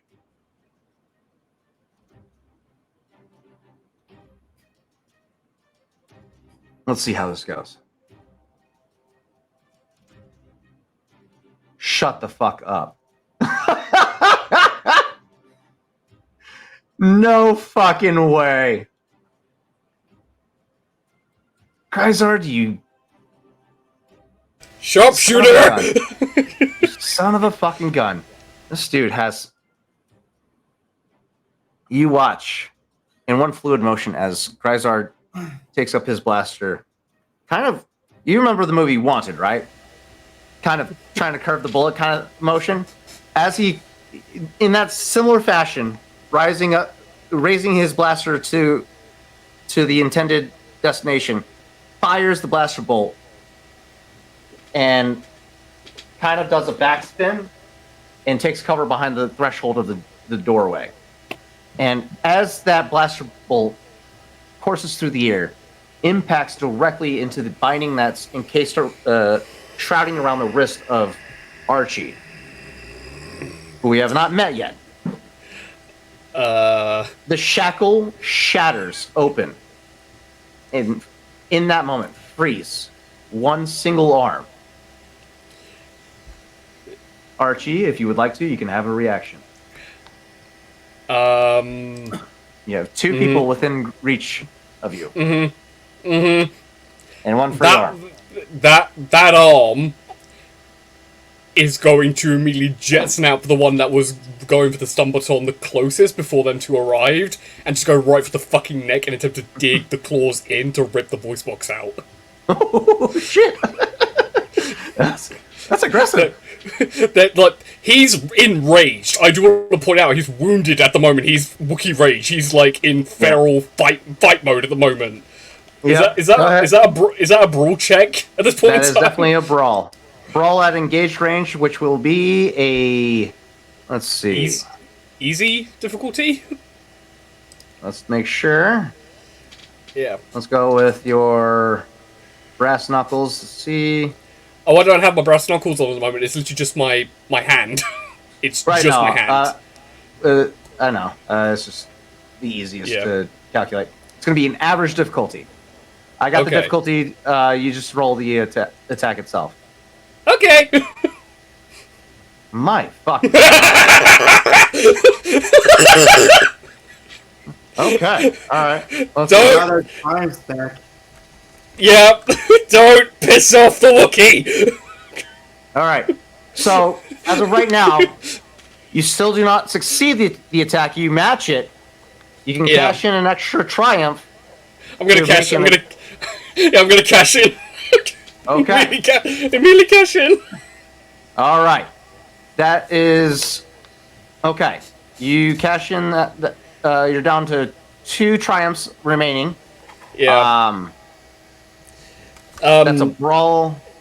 Yeah. Can brawl check. That's gonna do. Does this your brawn? Does this crit at all? Just out of curiosity. Technically, it does with a triumph. Okay. Okay, cool. So that activates a lot of shit for me. There's lethal blows. There's 3 lethal blows, And Oh, that's a 30 to his crit roll. Yep. Oh, shit. And I also have feral strength, so that adds. If I add this up correctly, that's 1, 2, 3 for that. So that's adding 3 additional damage per rank of feral strength to 1 hit of successful brawl or melee attack, plus frenzied attack because that's successful hits. So I get an extra. So when making a brawl or melee attack, the character may suffer strain up to the ranks of a in frenzied attack by the equal amount. So can I dish out 3 extra strain because I have 3 frenzied attack to just add an extra attack onto this? If you want to. You said the total of what's it? Lethal blows is 30 or 3. It's rank 3. Okay, rank 3. That's 30 points added onto this crit roll. We're about to find out how bad you fucked this dude up. And I'm adding 3 strain for frenzied attack. How the fuck did he roll 31? What did he roll? What did he roll? He rolled a 1 and a 0. He rolled a 1. That's a 1! That's a fucking 1? Are you kidding me? That's insanity! So I take it I have this guy by the throat right now. And he's staggered, yeah. Yeah, with my frenzy attack, I'm gonna launch him into the other guy. I'm just gonna immediately, like, throw him into the other guy. Alright. You throw him. So Let's make that a... Okay. It's gonna be still gonna be a brawl. Okay. Actually, let's make this a ranged light attack. As you throw a body at another individual who's currently staggered. Skill ranged, cool. I've got light rolled up. Come on, buddy. let's whack a guy. What happens when somebody's staggered? Let's find out what that does. I don't know. That's interesting. I've never had somebody staggered before. Oh, it's stunned. That's what it is. Stunned. The target is staggered at the end of the turn. He's stunned. Yeah. Character cannot perform actions, including downgrade actions to maneuvers. Most effects that stagger a character last for a set duration. If a set duration is not specified, the staggered effect lasts until the end of the character's next turn. So he can't do anything for 2 fucking turns. No, and he's just got grabbed by the throat and launched into his body. All right. Go ahead and make a ranged light attack. Add your brawn. I need to add my brawn. Did not do that. Add your brawn to the damage. Sorry. Oh, okay. So 4 brawn. added into that because I have extra brawn. I have. So you got 3 successes. I'm gonna make this. This is a ranged light attack at short range, so that's easy difficulty. God. Yeah. All right. That's insane. Come easy on. Difficulty. Because if this succeeds, it means you succeed. You succeed. All right. So, if I have anything else, that hand is immediately reaching for the other hand. To like break the other restraint. So that's 2 successes. That would have made your brawn attack, brawl attack. 3. No, that's wrong character. Your brawn is 4, so 5 bludgeoning damage from the brawl. Okay. How much damage do you add? There's the 4 brawn, and then there's the feral strength that gets added on top of that. So 1 damage, 2 damage, 3 damage, and 4 extra damage on top of that. So that's 8 brawn. Okay, all right. 8 brawn against his 4 soak, so that's 4 damage. Plus an additional 4 for throwing him at the other guy. Yeah. Which he's gonna share. So here's a quick question. Minoy is just standing there. Gryzard turned, like he rolled. So did Manoy just watch this one Wookiee hand grab and interrogate and then launch him into another guy like he was a softball? Yes, I did, and I have Okay. Okay. Yeah, this is gonna be fun. Do I have anything else to do to like rip the other binding off my other hand? Do I have that? Do I have that option right now, or no? Yeah, I would say it's a quick dispatch with the three of you converging, with one of them completely staggered. What I was gonna do with my turn, Yeah. was gonna get him out of that binding. Okay.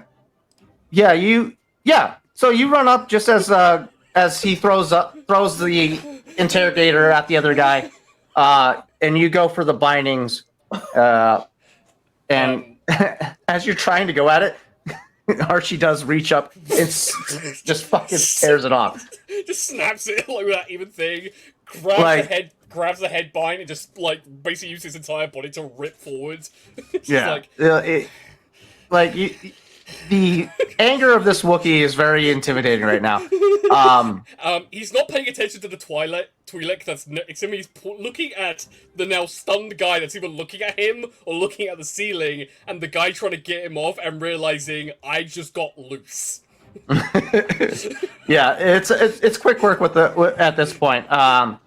Yeah, you manhandle the between the three of you. You guys manhandle these two officers, no fucking problem. Yeah, I think the last thing for us to see is just the hands going up and just slamming down onto the one non-stun's head because he's pinned, and just smashing two heavy Wookiee hands into the interrogators. Yeah, it's a brutal fucking sight. It's a brutal sight, 100%. So, for the first time ever, for these guys, they see a nearly 8.5 foot tall, 158 kilogram Wookiee with carbon scoring, blaster mark, stun baton, turning around with like matted dreadlocks, with a look of like, I have complete control over my rage. You are not my enemy. You just saved me. Yeah. Yeah, it's looking pretty intimidating. Yeah, Gryzard and between Gryzard, Manoy, and it's a very awe-striking moment. But let's return to the surface for a little bit, for a moment. As this moment takes place, Dar, you have sufficiently caused enough of a ruckus on the surface that it's time to make your way back to the ship and begin the extraction phase of this operation. This is something you've ran twice now with Gryzard. You know the drill. You just need to avoid any pursuit, make it your way back to the ship, and return back to the encampment and begin extraction. What's your first plan of action? You got the grav sled right now. You got 4 occupants with you. Do you know that you need to help these guys make their way back to the northeast quadrant of this facility where the landing pad is, so they can take a shuttle and escape? Or do you go on foot and let them have the grav sled to make it back to the landing pad for them on their own? Or what's your plan, Dar?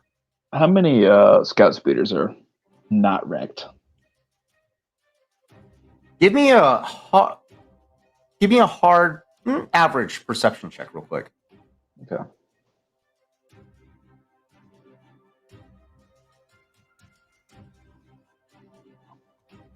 Roll. Come on. There we go. Damn. Okay. It takes you a moment, but you find an unmanned swoop bike parked by the security checkpoint of the facility on the west checkpoint. Yeah. the west side of the encampment. There's a checkpoint there with a swoop bike currently unmanned. Okay. Cool. I'm going to let the Wookiees take control of the hover sled, and I'm going to basically guide them within like a kilometer of their extraction point before I need to head around and head back to where I need to go. Gotcha. Do you speak Shorek at all? No, not at all. Okay. Yeah, I guide you 1 kilometer. You walk. I go. You get a sense like they don't know exactly what. Actually, they understand what you're saying. Mm-hmm. They can understand Galactic Basic. They just can't speak it.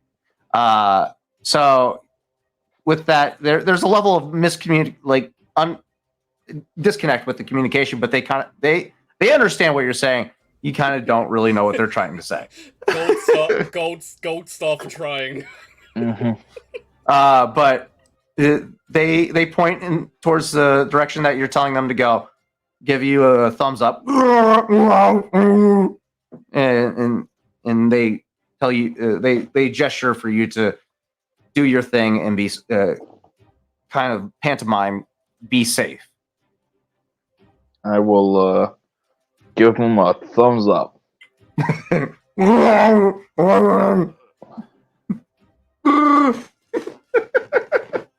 And you, the group, and you part ways at this time.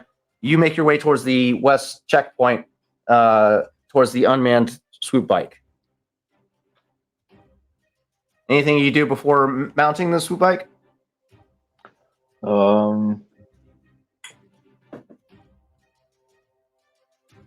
No, I think I'm just going to go for it.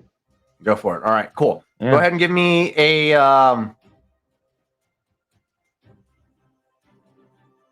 give me an easy piloting planetary to see if you encounter any difficulties with the ship or the speeder. 2 successes, 2 advantages. You start her up, no problem. She purrs like a newborn Nexu kitten, and you begin to the elevation from idle or stationary idle to engine start idle raises about 2 feet, and the engine begins to purr and waiting for your input. What's your heading? All right. I'm going to make it to the extraction point, but I think I want to take a slight. When I say slight, I'm going to take a nice wide arc. Okay. Around another direction to avoid the majority of the conflict. Okay, so what I would say, the best course of action would be to go ahead and take the immediate egress route, which would be the west checkpoint, and circumvent the camp entirely by utilizing the woods as coverage. Yes. Does that sounds ideal? Okay. That sounds about right. Yep. Okay, go ahead and give me to avoid detection while out in this tree line. Give me a average. Actually, we'll make this we'll make this an average difficulty. Average difficulty stealth check. I'm going to cash in 1 more luck token to go ahead and upgrade one of those difficulties to a challenge, and let's see how well you do. 1 failure, 2 threats against your 2 successes, 3 advantages. Oh, fuck you. That's a success and an advantage remaining on the table. Yes, you take a wide arc around the encampment to avoid detection, avoid pursuit of any possible swoop bike scout troopers that may be out on the exterior perimeter of the encampment. You make your way back towards the Gryzard Fang, no problem. And do you load the bike or do you ditch it? Oh, I'm taking the bike. This baby's coming with me. Load the Souvenir. swoop, right? Souvenir. Load the bike onto the Gryzard Fang, as it is affectionately been dubbed, and begin the initiation of flight checks, pre-flight checks, so on and so forth. And I'm not going to have you roll another piloting check. You've done enough so far. You start her up and begin to make your way back over towards the encampment. All right. Well done. You did great. Let's go ahead and go back towards the depths of the containment facility, or the solitary confinement level, where Gryzard, Minoy, and Archie meet face to face for the first time. I'm just looking down at Gryzard, seeing the blaster, looking at him, seeing the blaster, looking at him. Gryzard, you would imagine most people. Actually, we're gonna have Gryzard roll a discipline check to see how well he handles this first encounter. I mean, he just saw me turn an Imperial Officer's skull into brain matter. So, you know, hands are kind of bloody at this point in time. I've got like bits of skull embedded in my fur, and I'm just looking at him, and I don't know if he can read my facial structure at the moment. He's seen quite a bit. This isn't his first time liberating Wookiees, and he knows how brutal things can get. So I'm going to give him 2 boosts with this check because of his history with liberating slave camps. Is there another Imperial in the room? There's 2. Okay. Yeah, there's 2 dead interrogation officers. He's going After out for 1 minute, and then Archie just is Archie. yeah. Yeah, 1 minute is a terrifying Wookiee, the next minute is just this head tilt. Yeah. Looking at the 2 of you. Sorry to accelerate past that encounter. I didn't want to drown you guys in combat encounters. Plus, you still have to escape the facility as is. Okay, here we go. Let's see how he does. Yeah, he looks at you. You would imagine most people would be shaken by your presence. You're a sight to behold alone.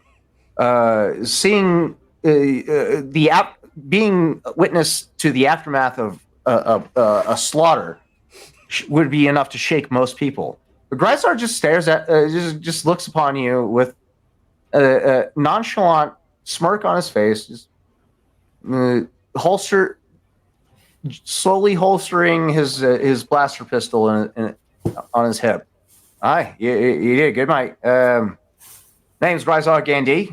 Sorry for everything you've been through, mate, but I suppose you'd be itching for a bit of a scrap, all right? We still have to make our way out of here. This is me, mate, Minoy. Please be kind to her. She's our droid tech. Handles a lot of the computer work and whatnot. And you'll meet Scully or Scuttle later on once we make our way out of here. My shore rack is a bit rusty, so if you don't mind, and he pulls out a device from his pocket and holds it up to you, or holds it out to you.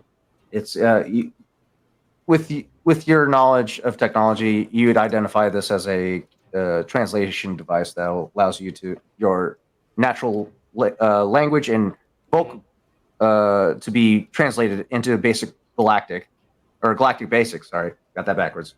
As you are capable of speaking galactic basic, but it is very broken due to the formation of your guys' of Wookiee's vocal cords. So this will kind of allow you to be able to speak comfortably in your own language, still be able to communicate in galactic basic for everybody to understand.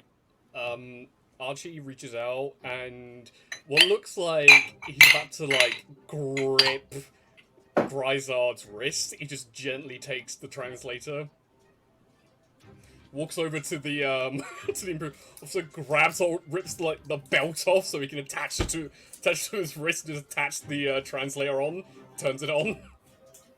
Thanks. No problem, mate. I pick up one of the stun batons and hand it to Archie since he doesn't have anything. I just hand it back to her, just like just. I don't need it. He really doesn't need it. And also, would Archie be aware of if his effects were brought with him? Like, if he's aware of any equipment that he may have had? It would be on the upper level, where you would have done onboarding or processing, where both Gryzard and Manoy had passed by. That's the most likely place of where your gear would be kept. Okay. However, you could look around and maybe get lucky if you decide to cash in a luck token to do so. I'm gonna hold on to the luck token for now, and just kind of look at Gryzard and just like reach my head. I've like wiped my hands down on like the semi-dried, blood-soaked tunics of the Imperial interrogators, and just kind of like pat Gryzard on the head, going, "Oh, you." Not too fond of being patted on the head like a wee lad, mate. But thank you. Stick close to me and Manoy, right? We'll get you sorted. We're freeing all the slaves here on this encampment, so we're going to lead you to the northeast quadrant of this facility, get you loaded on a shuttle, and get you out of here. Does that sound ideal? Well, which way are you going? Northeast. Then I follow you. All right, sounds good, mate. The three of you make your way out of the interrogation chamber, back towards the security checkpoint. Just out of clarification, how quickly are those stormtroopers going to turn around and go, "What the?" immediately seeing Archie just stand there? That's a good question. Yeah, because curiosity. blaster fire was made, so we're gonna get a perception check from them, see how well they do. I actually have an idea. When we get close to it, I'm going to tell Scuttle to put his blaster around the corner and just blind fire. Ooh. Oh, okay. I like it. We need to clear this initiative. Okay, there we go. I'm gonna get a hard difficulty. Ooh, that's too many. Hard perception check from the stormtroopers standing guard. They failed. Likely due to the fact that they just immediately start taking blind fire from the stairwell. Just out nowhere. You just hear at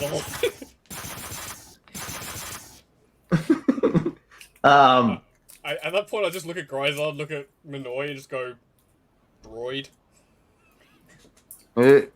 That's our mate Scuttle. He's a reliable fuck. You'll like him. And as nothing like him. The three of you charge up behind. They are currently occupied with reacting to the blaster fire coming from the stairwell. So you guys can close the distance pretty easily.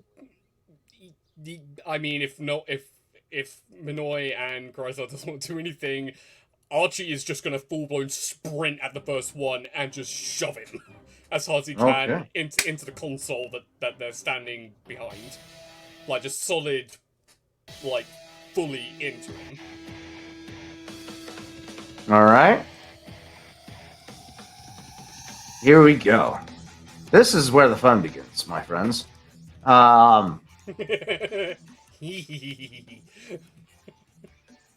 All right, this is going to be we're going to go ahead and do an initiative for everyone, to include you, Dark Helen, as you're going to be dealing with some stuff on the surface, while we deal with some stuff down below.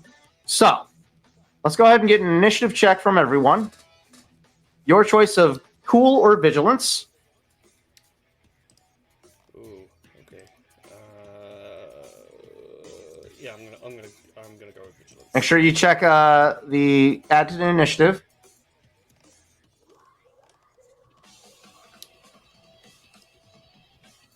Do I have to re-roll because I forgot to click it? Yes, please.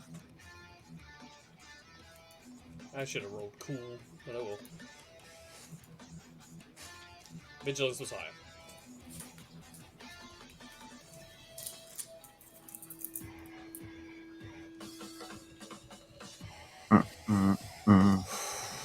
Yeah, buddy. This is going to be fucking fun.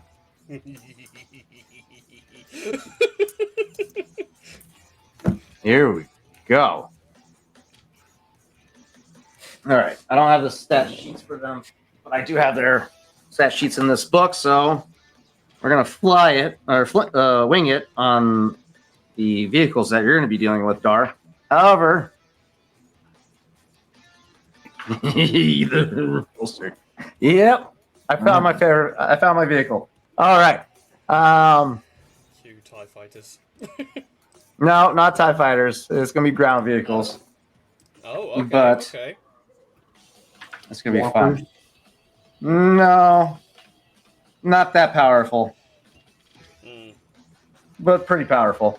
Oh shit! I never gave you guys your fucking fang yet. Shit. Let me see if I still have it. I didn't know if I finished it or not. Shit, I did not. It's a Wayfarer class vehicle, freighter. Let's see.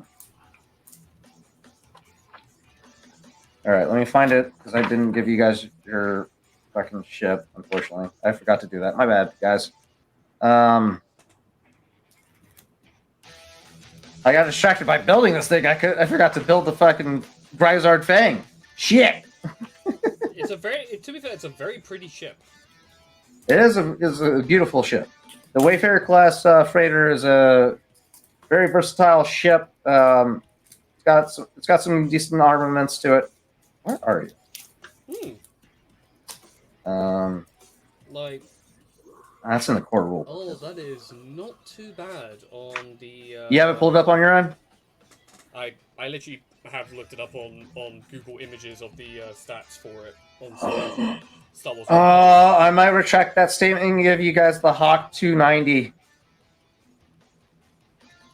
Yeah, I'm giving you guys the Hawk 290. This bitch is fucking sexy. Yes. It's a HWK-290 light freighter. Ooh, hello. She's pretty. She's fucking pretty. All right. Hello, you beauty of a. It literally looks like a fighter. Ah, shit. It doesn't have weapons, though. To be fair, I think, in all honesty, one of these would have. I would say at least.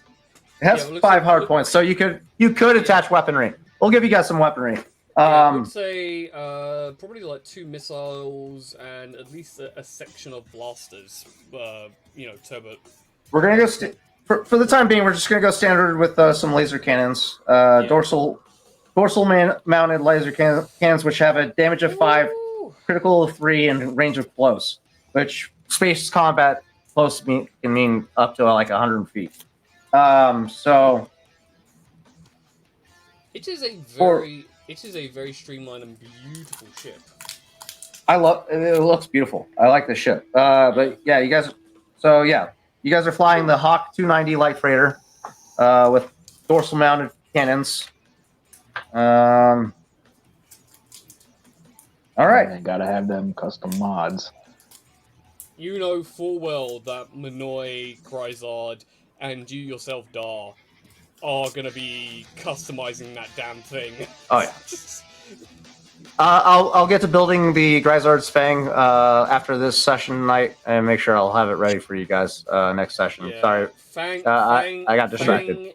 Fang is not wrong. It does look like a fang. It definitely does. But yeah, okay. So we got our initiative, right? Did I finish rolling everybody's? I didn't. Oh, I did roll the initiative for troopers. All right.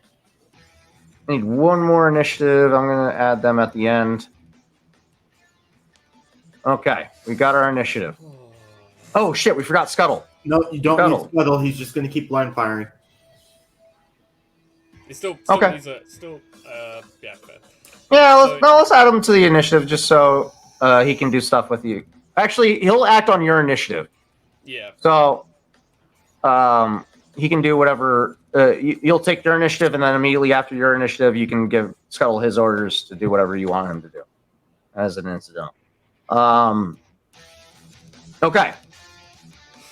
That being said, first round of combat. We have 2 PC slots. Who's going to go first?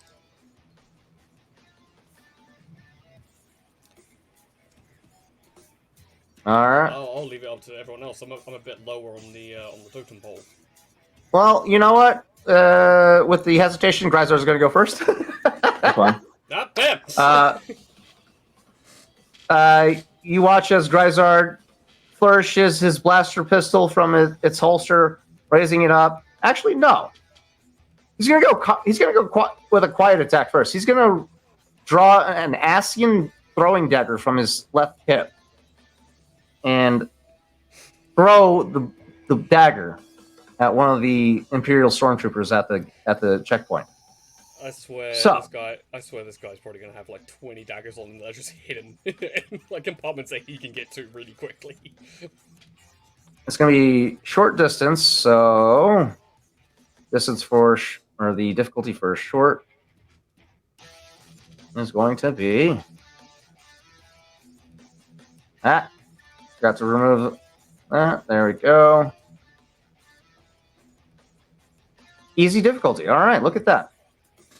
Okay.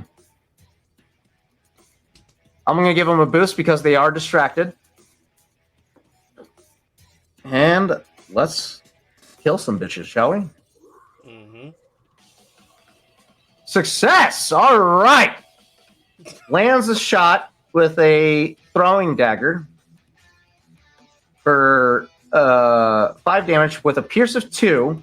That ignores 2 soak, so 5 ignoring 2. They're dead. 5 ignoring 2. That's 3 minus 5. That's 2 piercing damage from the daggers. Is there anything else to that feature? What did I roll? 3 advantages. That's a fucking crit. That's a crit. Oh shit. Oh fuck. That's a crit. This stormtrooper is about to be 1 second. Oh shit. 1 second he's awake, about to return fire. Next second he's on the ground. Let's see does he got anything for crits? Let's see. Only with beasts and animals. Soft spot. Making a successful attack may spend 1 destiny point to add damage equal to cunning to 1 hit. Ooh, would you guys like to cash in a destiny point? A luck token to add his cunning to this strike? I would say we hold off for now. All Yeah, right. I'd say we wait till we need it till the very end. Yeah. All right. Sounds good. For tracker, outdoorsman, forager. What about scout? What does he got for scouts? Quick strike. Add boost per rank of quick strike to combat checks against targets that have not acted yet. Oh shit, he gets an extra fucking boost. Shit. Wait, how many ranks of quick strike does he have? Just the one. Okay. So here comes an extra boost die. Let's see how much more he gets. Could get two crits with this. Nope, just an extra damage on that. Okay. So that's 2 successes, 3 advantages with a crit that increases the crit. Wait, does he have vicious at all? Is that vicious at all? Let's see. Throwing dagger. Nope, no vicious rating. So it's just a standard crit rate roll. All right, let's go ahead and roll that crit. Damn. Disoriented into the end of the encounter. Holy fuck. All right. That sucks. All right, so that's 5 ignoring 2 plus an additional point, so 6 damage, 6 points of wounds, minus 2. So instead of 1 point, it'll be 3 points of wounds. Okay. Good. All right. Cool. He's going to close the distance and take cover behind a blast door threshold. Up next, who's next? I'll go if Minoy Alright. if Minoy wants to hold off. All right. If that's all right, if that's okay.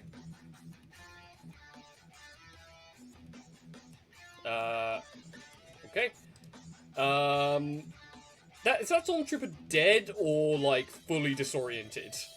He's disoriented and still standing, but Okay. he took a pretty good hit.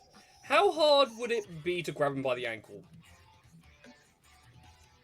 That will be an easy brawl check, I believe. Okay, I'm gonna do that. Let's see.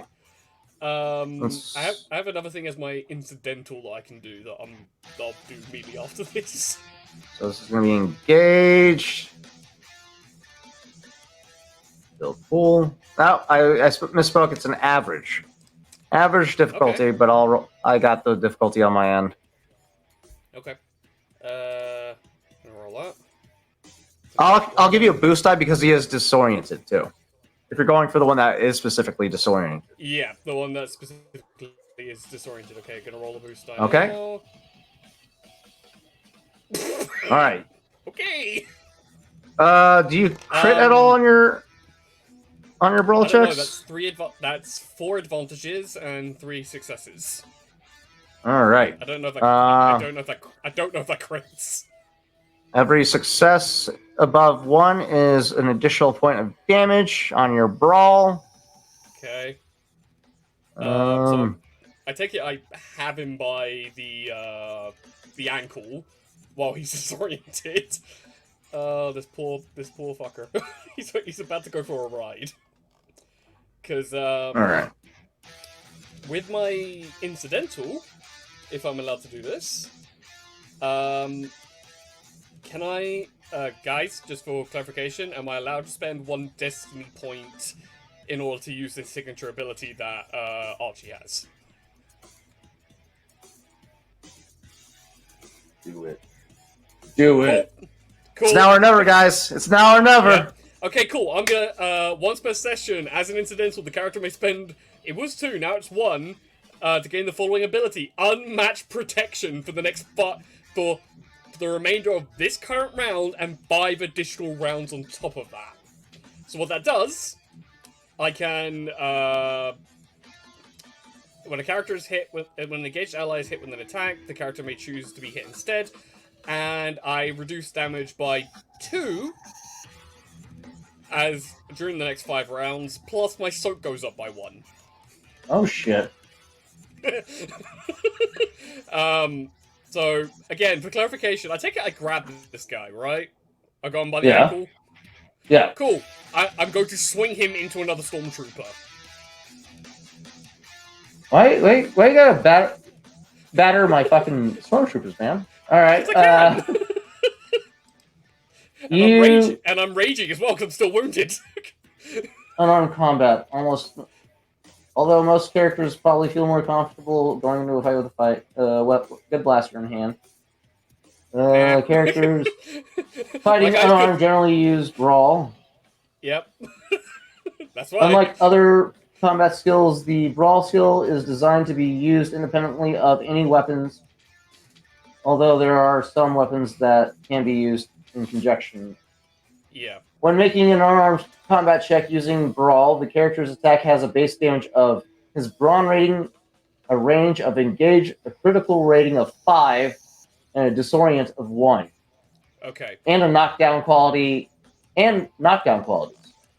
Mhm. Finally, when making a Brawl attack, the attacker can choose to deal damage to the target's strain threshold instead of the wound, still reducing the damage by the target's soak. Brawl weapons augment this basic attack. Okay, so your base damage for your Brawl attack is your Brawn, Which is 4. Okay. and then you have a crit of 5. Okay. However, you do have Triumph still in your pocket to use for critting, and that will allow you to disorient or knock down, which in this case, what you're trying to do is knock down a target to use him as a fucking battering ram on another target. Well, more like using a human baseball bat. Basically. Yeah. So you're going to cash in one of those 2 Triumphs to do this? Yeah. Yeah, I'm going to cash in a Triumph and cashing in also a Destiny point to activate Unmatched Protection as the incidental while I do it. Okay. So that way, So how much damage will you be doing with that? We'll find out. Because I'm going to roll. Well, you already got the damage. I haven't Oh. damage yet. Okay, that's right. Swinging. This is me swinging. This is the first. I need to do the damage for the first guy. That's right. That's 4 plus 6. So 2 to 6. 2 successes above 1. That makes it a 6 brawn damage. And against his soak of 5. This also That's... I'm gonna do 1. Where is it? 2 and 3. Add a frenzied attack on that because it's successful. So I add take 3 strain to add an extra 3 damage on top of it. And because it's a successful, I'm adding feral strength. So 1, 2. Oh god, I need to count here. I need to write these all down. 1, 2, and 3. So that's an added 3 damage on top of that. So it's added 6. Okay, so the first guy, you yank his leg out from underneath him. He smacks his face on the durasteel plating beneath him, kills him as it shoves the nose bone directly into his brain from the impact, and then you use him as a fucking bludgeoning tool on the guy next to him. Yeah, which I rolled 4, so it's 4 successes, 2 advantages, and 1 triumph. So that's a crit. That is a crit. That's still, what's the difficulty? Average difficulty. Let's see. Yeah. If I can. We'll find out. God. Okay. Fuck me, right? So, 30 crit because of lethal blows. Plus, I'm not going to use frenzied attack, so it adds 3 to the damage from feral strength. Jesus. All right. Here's another crit roll. The brink. The target suffers 1 strain each time they perform an action. Oh my god. So, okay. Wow. Cool. All right. What was the damage? That was fuck. What's his damage? You rolled 4 brawn plus 3. That's 3 on top of the 4. Oh my god. Yeah, that's 7 damage. So 7 damage. That's additional 2 points. Yep. Yep. Against his soak. Okay. This guy's still standing, but he's fucked up. He's probably freaking out because he just watched a Wookiee out of nowhere that he knows is in solitary confinement kill his best mate and then just whack him with it. Essentially sending him flying. That is insanity. All right, that will end your turn. Unless you have anything else. The incidental, which is what I've done of the unmatched protection, so what essentially does, I gain an extra soak. It lasts for 5 rounds because of the durations. It costs 1 destiny point, which I've already done, and the damage reduction is reduced by 2 additional hits suffered each round. All right. Plus, when another ally is engaged once per session, I can use unmatched protection and take the hit instead of them. Okay. All right. Yeah. All right. So he tank. I designed him to All be right. tank. I like That's his it. deal. I like it. Okay. All right. We're gonna take a quick peek up above. As the Gryzard Fang maneuvers into position overhead of the internment camp, as it were.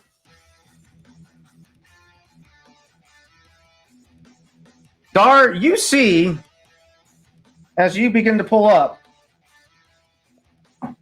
2 SC-2M repulsor tanks pull out from a hangar bay. Ah, dang Ferric.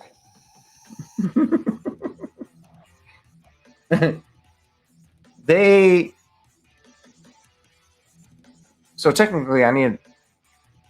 We're gonna use them, run them as minions. It's fine.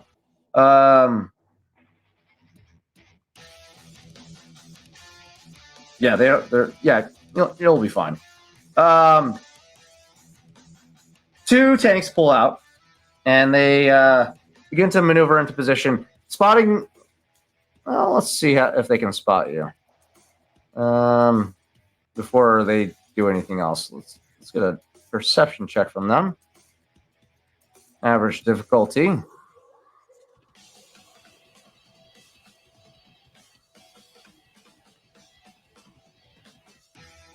Okay, they spot you. They're going to take aim and fire their forward-mounted twin light blaster cannons.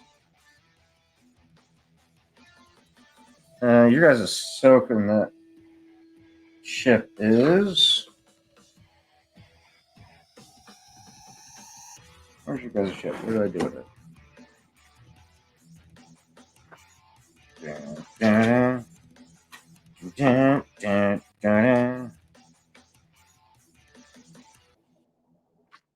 Oh, there it is. Okay. Soak is. Oh, wait, you guys don't have soak. You have armor. 2. Okay. Yeah, you'll be fine. You'll be fine. You'll buff out. All right. They're going to take a ranged attack with the forward-mounted twin light blaster cannons. Damage of 4, critical of 4, range of close, length of 1. Shit, what does the link do again? Link does.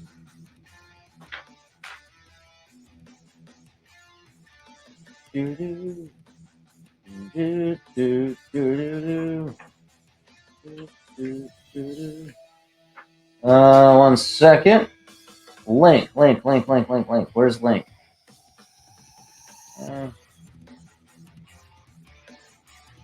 Let's go this way.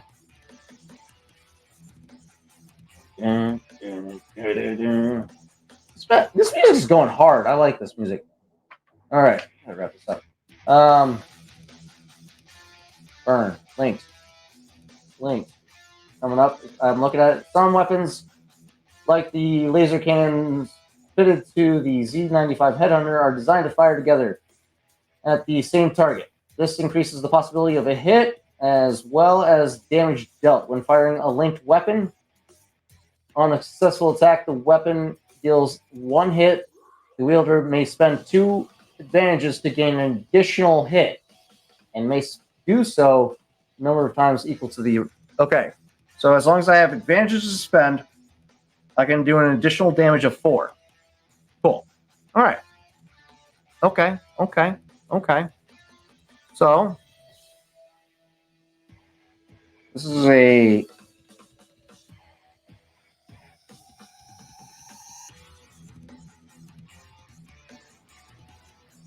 Hey, Tarzan, Yes. I could stay if you read chat. Yeah. Okay. but I have to be at work early tomorrow. Yeah. No worries. We're about to wrap up here shortly, anyways. So I'll watch the stream on my phone, but I'm probably gonna fall asleep. okay. Well, Circuit, thank you for joining us. Hope to see you next week. Get some rest. Sorry You're for fine. falling asleep at the computer. No worries. You gotta take care of yourself. Thank you for joining us, though. Get some rest. All right. See ya. All right. Bye. All right, Dar. You're about to take shots from the repulsor tank. This is going to be close range. So average, or no, this is easy difficulty, I believe. I'll go ahead and give them a setback to do so because you'll be flying at a higher rate of speed than they can track. So let's go ahead and give them. What's their range skills? Gunnery 3. Okay. No proficiencies. Okay. Here comes a volley. In the front mounted. Went light blaster. All right, here we go. That's a hit. All right. One advantage. They do not have enough advantages to land an additional hit. So that's going to be 4 damage against your soak or your armor of.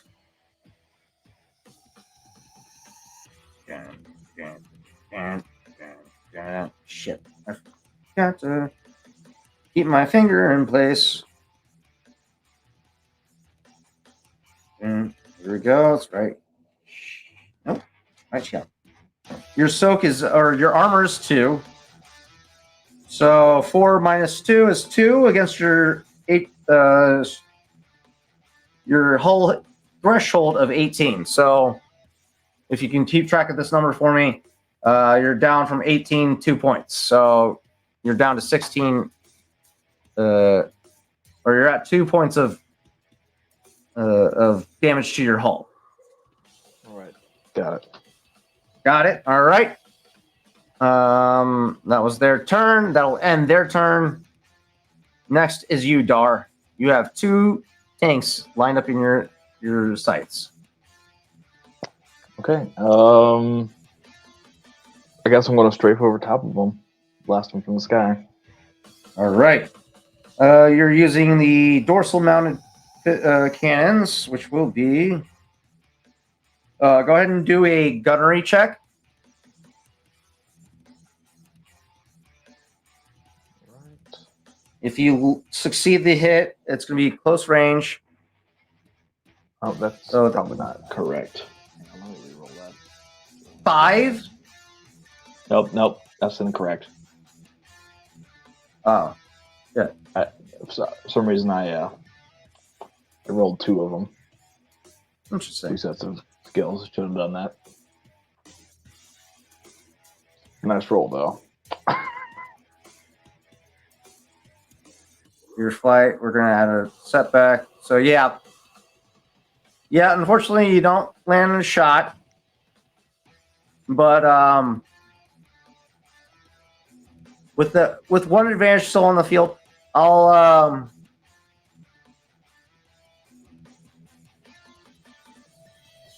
say that acts as takes the form of suppressive fire, which will add an additional setback to their shot on their next turn.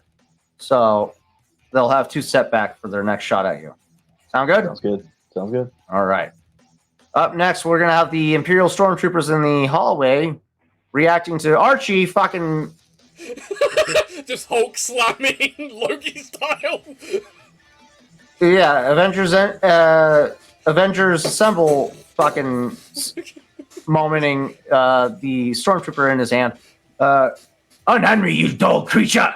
I don't think he's saying much. I think it's a gurgle and then just silence coming out Oh, of yeah. the No, past. the one in your hand. Yeah, the one in your hand is dead outright. Yeah, But the helmet is just cracking, essentially, from the impact. this is going to be hard difficulty because of engaged range with a blast rifle. They are definitely shooting at you. And they fucking fail. You've effectively rattled the fuck out of these three last remaining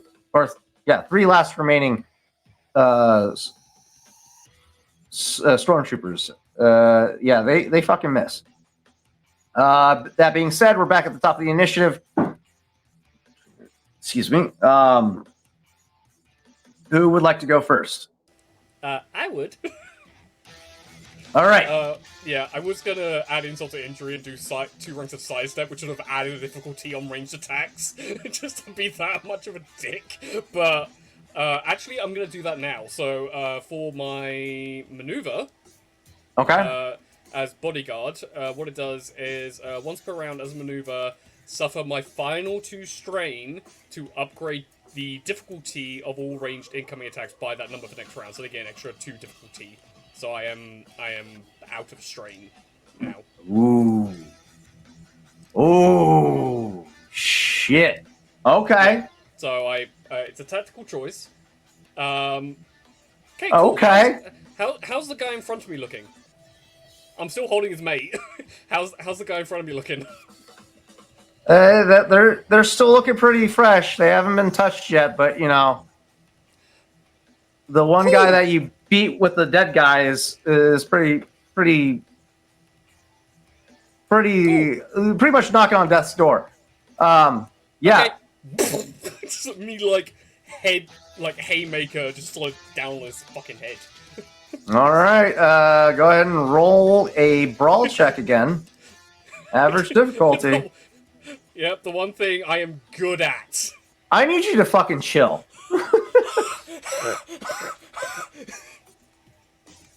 Fucking three triumphs? Are you out of your fucking mind? No. So that activates lethal blows. I don't know how many times over. That's fucking 30 again. Yeah, Jesus the feral Christ. strength. I have no strength to do frenzied attack, and also because I'm wounded still, I'm adding 1 on, so that's a 4 for Wookiee Rage. The guy that you just hit with a body will die after the last initiative slot during the next round. Yeah, so I've just concussed him and just like slowly broke his jaw in his helmet. That's what's your brawn again? 4? 4. Yeah, plus the Plus- 1, the 3, so it's 8 in total. Against 2 failures, so no, you only landed the 1, Yeah. So it's only 1. Okay. so it's 4. Yeah. 4.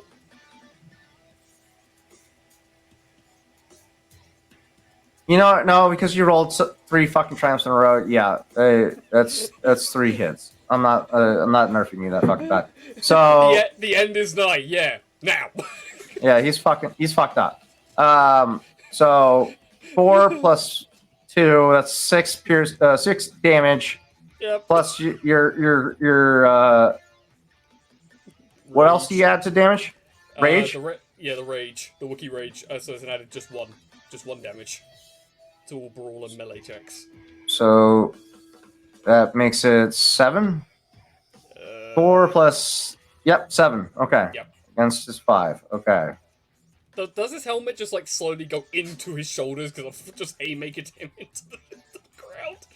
Yeah, the guy that you hit initially, you kind of do like this underhanded fucking swing with the body, and it catches him in the shit.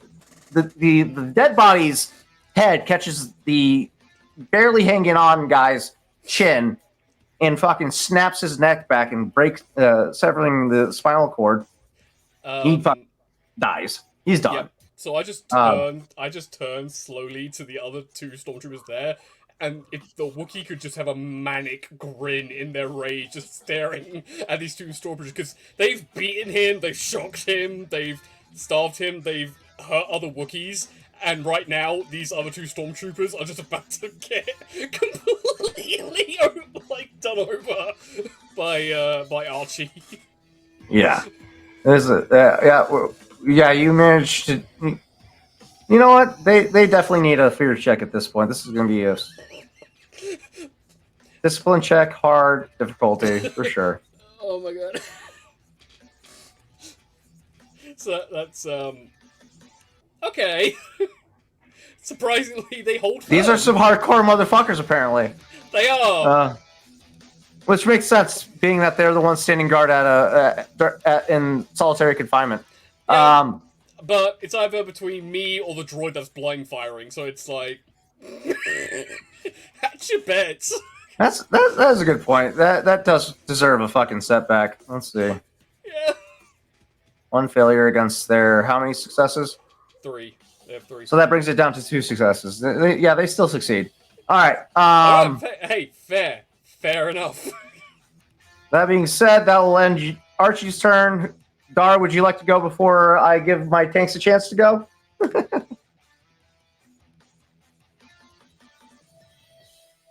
Yeah, I'll make another strafing run at him. All right, another strafing run. All right. That's going to be another gunnery check. Easy difficulty. Okay. Easy difficulty with a setback with your speed. 1 failure, no threats. That's two successes, 1 advantage. You don't crit. Nope. But you land a shot with the dorsal cannons. It's going to be 9. Fuck me. 9 damage. Nice. On their armor of 1. So they take.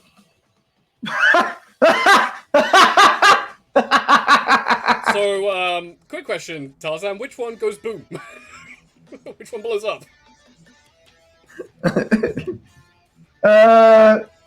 We're gonna flip a coin, find out. My god. So yeah, you come strafing through. That's left, and so yeah, Gryzard knows how to pick his team. yeah, you fucking obliterate one of the roving tanks. Dar will smile at the camera and say, "I'm good."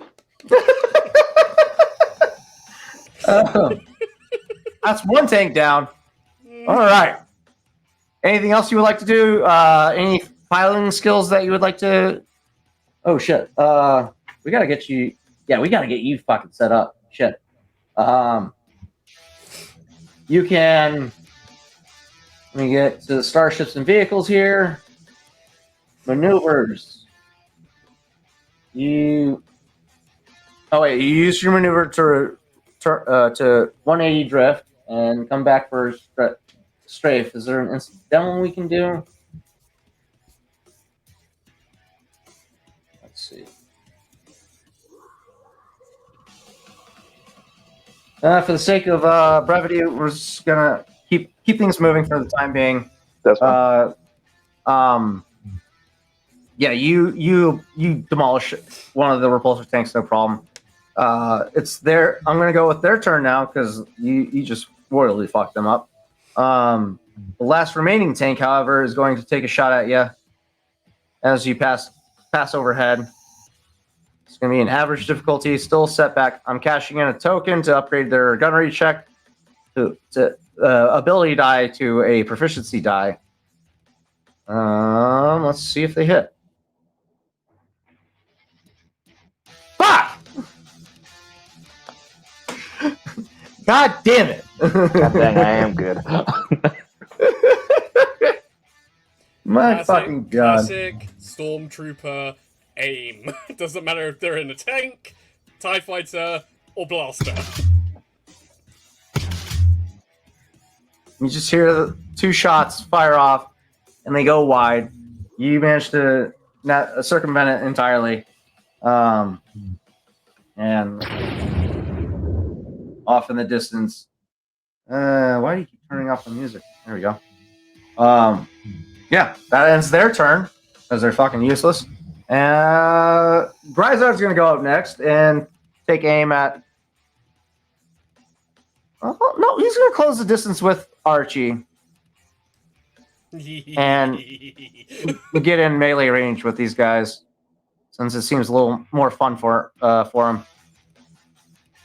But he's gonna have his brass knuckles adorned, and he's gonna get in engaged range. That's average difficulty.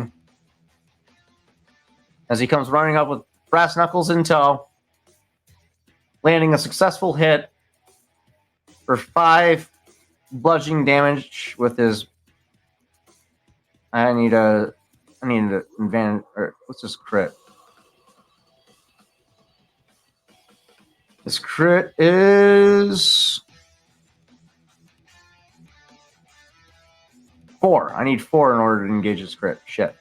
So, just 5 damage against the stormtrooper as he runs up and punches them in the face. How much? Oh, that's 2 successes. So that's 5 plus 1, right? What's his brawn? Yep, 5 plus 1, so 6. So that's 1 point of wounds on one of the stormtroopers. Still standing, though, however. That'll end his turn. Manoy. Oh, shit, we forgot to include Manoy in the initiative. Ah, shit. We'll put them there. I wonder who we're missing. Manoy's going to go up next, telling Scully to make his way down and begin engaging the remaining stormtroopers that both Gryzard and Archie are engaged in combat with. I can't believe we forgot an entire round with Scully. A lot was going on. Yeah. So Scully comes down the stairs with his blast rifle in hand. This dude's about to fuck some shit up. Average difficulty. I'm gonna give him a setback because of the fact that you guys are currently engaged with these 2 stormtroopers. One of you has a fucking dead body in his hand and swinging it around like it's a fucking baseball bat. Let's see how he does. God damn! That's a crit! I need you guys to stop critting on these guys. Don't tell us! Tell Scully! Does he have a crit ability at all? Let's see.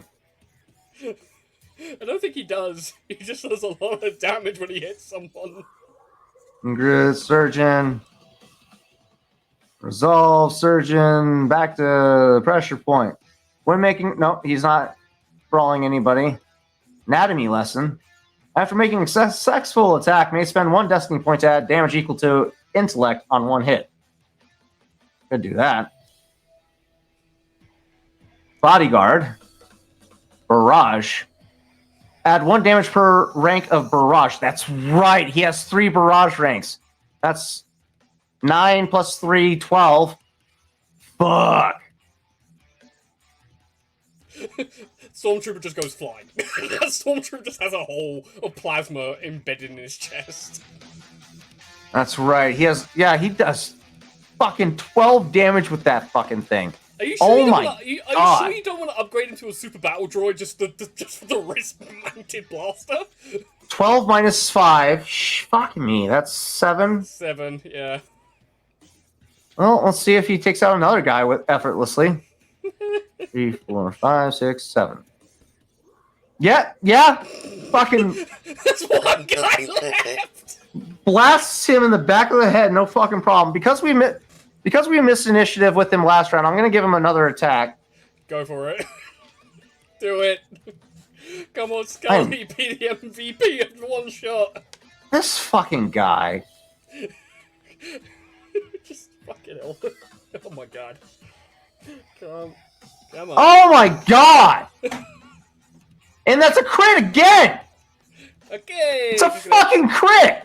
Just gonna add that to the list. So Not even gonna bother. The fuckers are dead. Yeah, at which point I think Archie just drops the body. Just like I've made a mistake with Scuttle. I made a mistake with Scuttle. He was extremely feeble and weak like the first time we met him, and now he's just like a literal HK-47 assassin droid. I've made a mistake with Scuttle. He's too fucking strong. No, I think this is exactly what the battle droids were like. In all honesty, like legit, they were millions of them. Just the fact that alone, like one alone is a sharpshooter. You know what? If we find a sniper rifle, I want to put it in Scully's hands, just so that way he, or upgrade to a commando droid, just to see what would happen. Yeah. Fuck. That deals with the combat down below. No reason to have that slot for NPCs anymore because they're fucking dead. Back at the top of the initiative. I should just take dodge maneuvers and let this battle droid take care of the other tank. What do you think? You motherfucker. You know what? I would find it hilarious if he just got triumphs and just like shot the gas compartment of the tank and blew it up. Look, man, I'll be flying around and then over the radio, the classic, watch those roof rockets. I'll look over and the tank's just. All right, no more tank. I hate you guys. To be fair, in all honesty, Dart, it will take us a while to get up there. Scully will not get there in time. You might as well have some fun. Yeah, we got a couple levels to go, buddy. All right. Anyway, yeah. Coming back around. I think let's try spinning. That's a cool trick. Oh, you son of a bitch! All right. Give me a planetary piloting check. Average hard difficulty. Gryzard is not going to be happy if you crash his ship because you I want to crash his ship.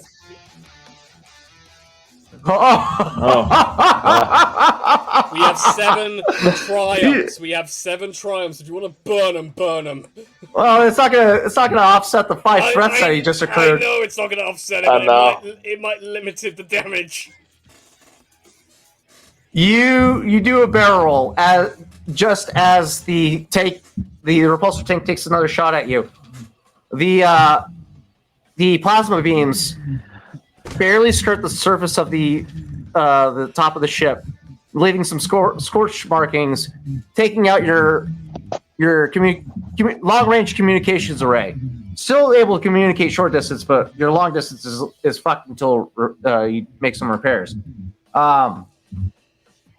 But yeah, fucking, you managed to barrel roll over a fucking repulsor tank's blast cannon fire. You still have an action to do if you would like to fucking take a shot and heck yeah, I would. fuck up my tank. Go ahead and make a fuck up my tank. Go ahead and make a fucking gunnery check if you will.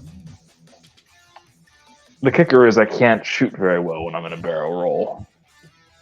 Yeah, I'll give you a setback for that.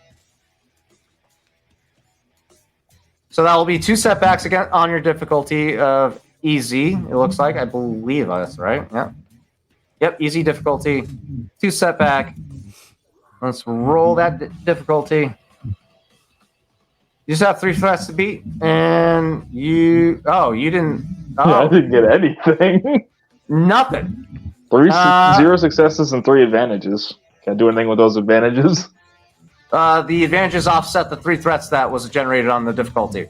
So nothing happens. So yeah, it's an uneventful passover.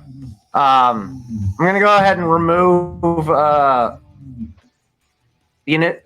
remove the other characters from initiative as you guys have a clear way out for the time being.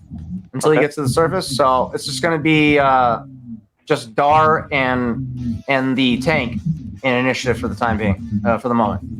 That Okay. being said, the tank is going to take a shot. Let's see if he can make a shot. This is going to be a hard difficulty because of the fact that you are doing a fucking barrel roll.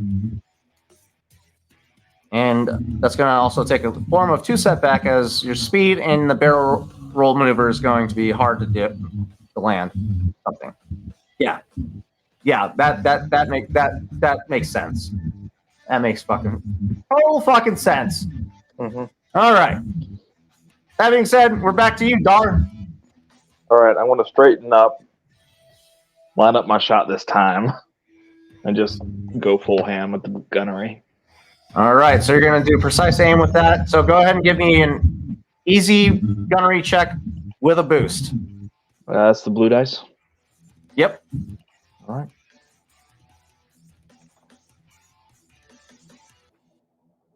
Bitch. All right. I don't even need to do that because his armor's 1 and he has a hull threshold of fucking 8. Yeah, that shot obliterates the fucking tank. Wizard. All right, Anakin. Literally, he was showing off. The tank shot at the ship, and Dar took that personally. Just a little bit. Yeah, just a itty bit. That's fucking wild. All right, you motherfuckers. I will say if we quickly get up like the levels, essentially, as everyone's like running around and stuff, we make it to that where I think my equipment is. Yes. You guys make up the 3 of you, or the 4 of you now, make your way up to the main level of the detention hall. Okay. Make your way towards the processing center, and yes, you locate your equipment. I just go. I'll be a few minutes, and just kind of like walk in. There's some staff members cowering behind desks and underneath tables, hiding from the fleeing. I just tilt myself over to look down at them.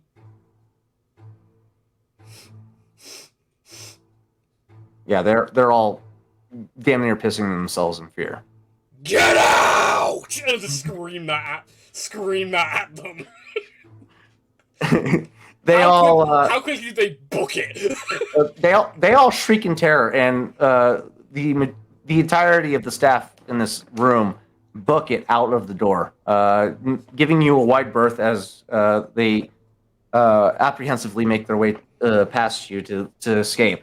And you have the whole room to yourself. As I don't just grab my stuff. How much stuff do I have? How much stuff is in here that I can grab? You find plenty of contraband in here. You find your gear almost immediately. Awesome. As your bowcaster is the only bowcaster in this room. You find several blaster rifles, some daggers, a fuck ton of shivs. Okay. If there's a duffel bag, I'm just going to start shoveling this stuff in. If there is a duffel bag of any kind. To give me a better sense of how much gear you find, go ahead and give me a hard perception check. Okie dokie. I suck at perception. This 3 failures, 1 threat to beat. Okay. So you don't find too much. You find a couple shivs. You find your gear, no problem. But yeah, you find a couple shivs, a blaster rifle or 2, before the alarms start kind of causing you to worry. So I walk out, duffel bag over one shoulder, vibro axe on my back, and holding a bowcaster, just staring at Gryzard.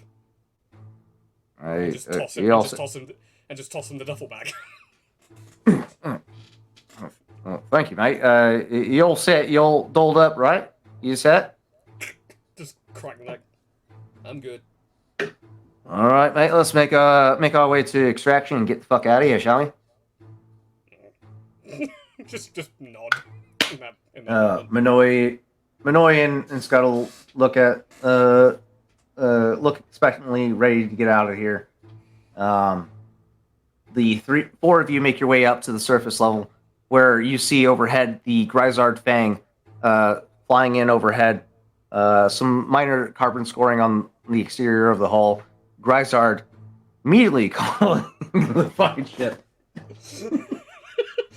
After seeing that, how quickly does it get Dar on the comlink going, "What did you do?"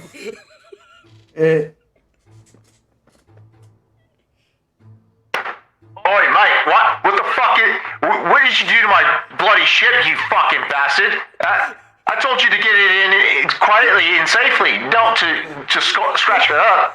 I didn't scratch it up. I was there beforehand. Oi, listen, mate, I like you. You're a damn good skilled pilot, but this shit's coming out of your fucking pay. You understand that, right? I cleared the door for you. I'm gonna signal at the 2 tanks.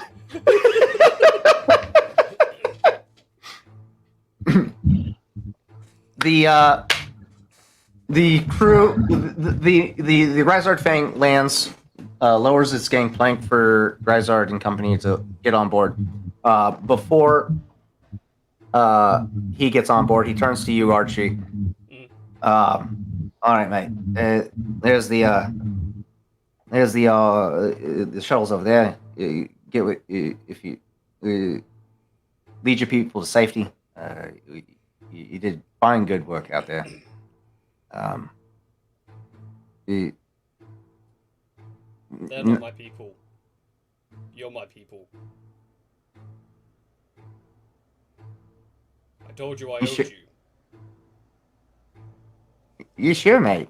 I mean, I'd love to have you aboard. You got the goods that my crew could use, but you guys have been, your people have been suffering for a time and could use your help.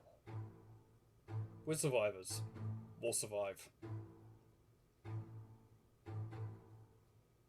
Well, shite, mate. All right, climb on board. Welcome to the Gryzard Fang.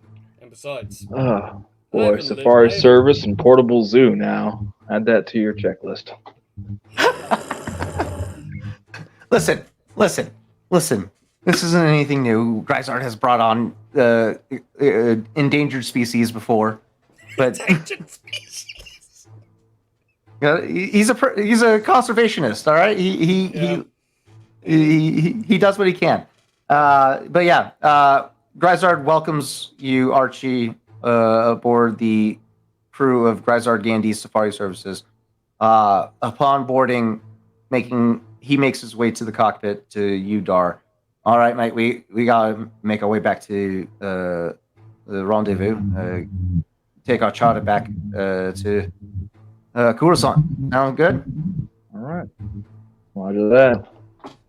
At which point there's a loud boom. It's like hit my head on the roof, just stick my head in. Nice ship. And then just stick my head out. Thank you, mate. With that, the crew of Gryzard Gandee Safari Services ascend into the atmosphere of Spalex. The events that take place will be inexplainable to the higher-ups of the Imperial in charge of this covert operation aboard on the surface of this planet. The plumes of smoke rising from the facility, drawing the immediate attention of the native peoples, which will also raise questions as to the presence of Imperial forces on planet's surface, as it violates the terms previously arranged between the Empire and Spalex. The crew ascends jumps immediately into hyperspace, making their way to Coruscant to disembark their charter. Immediately on their heading, after that, the wheel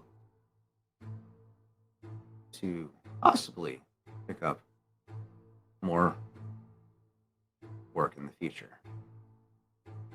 And where the rest of that journey goes has already been to be diced. Thank you, all of you wonderful To Be Dicers, for tuning in tonight for our episode of a flashback episode, if you will, into the relationship and the rescue of Archie and by the crew of Gryzard Gandee Safari Services, and the liberation of a long indentured Wookiee and his people from the clutches of the Empire. Tune in this Thursday for the next installment, Tales of Varden, at 7:30 Mountain Standard Time, and we are To Be Diced. Take care, guys.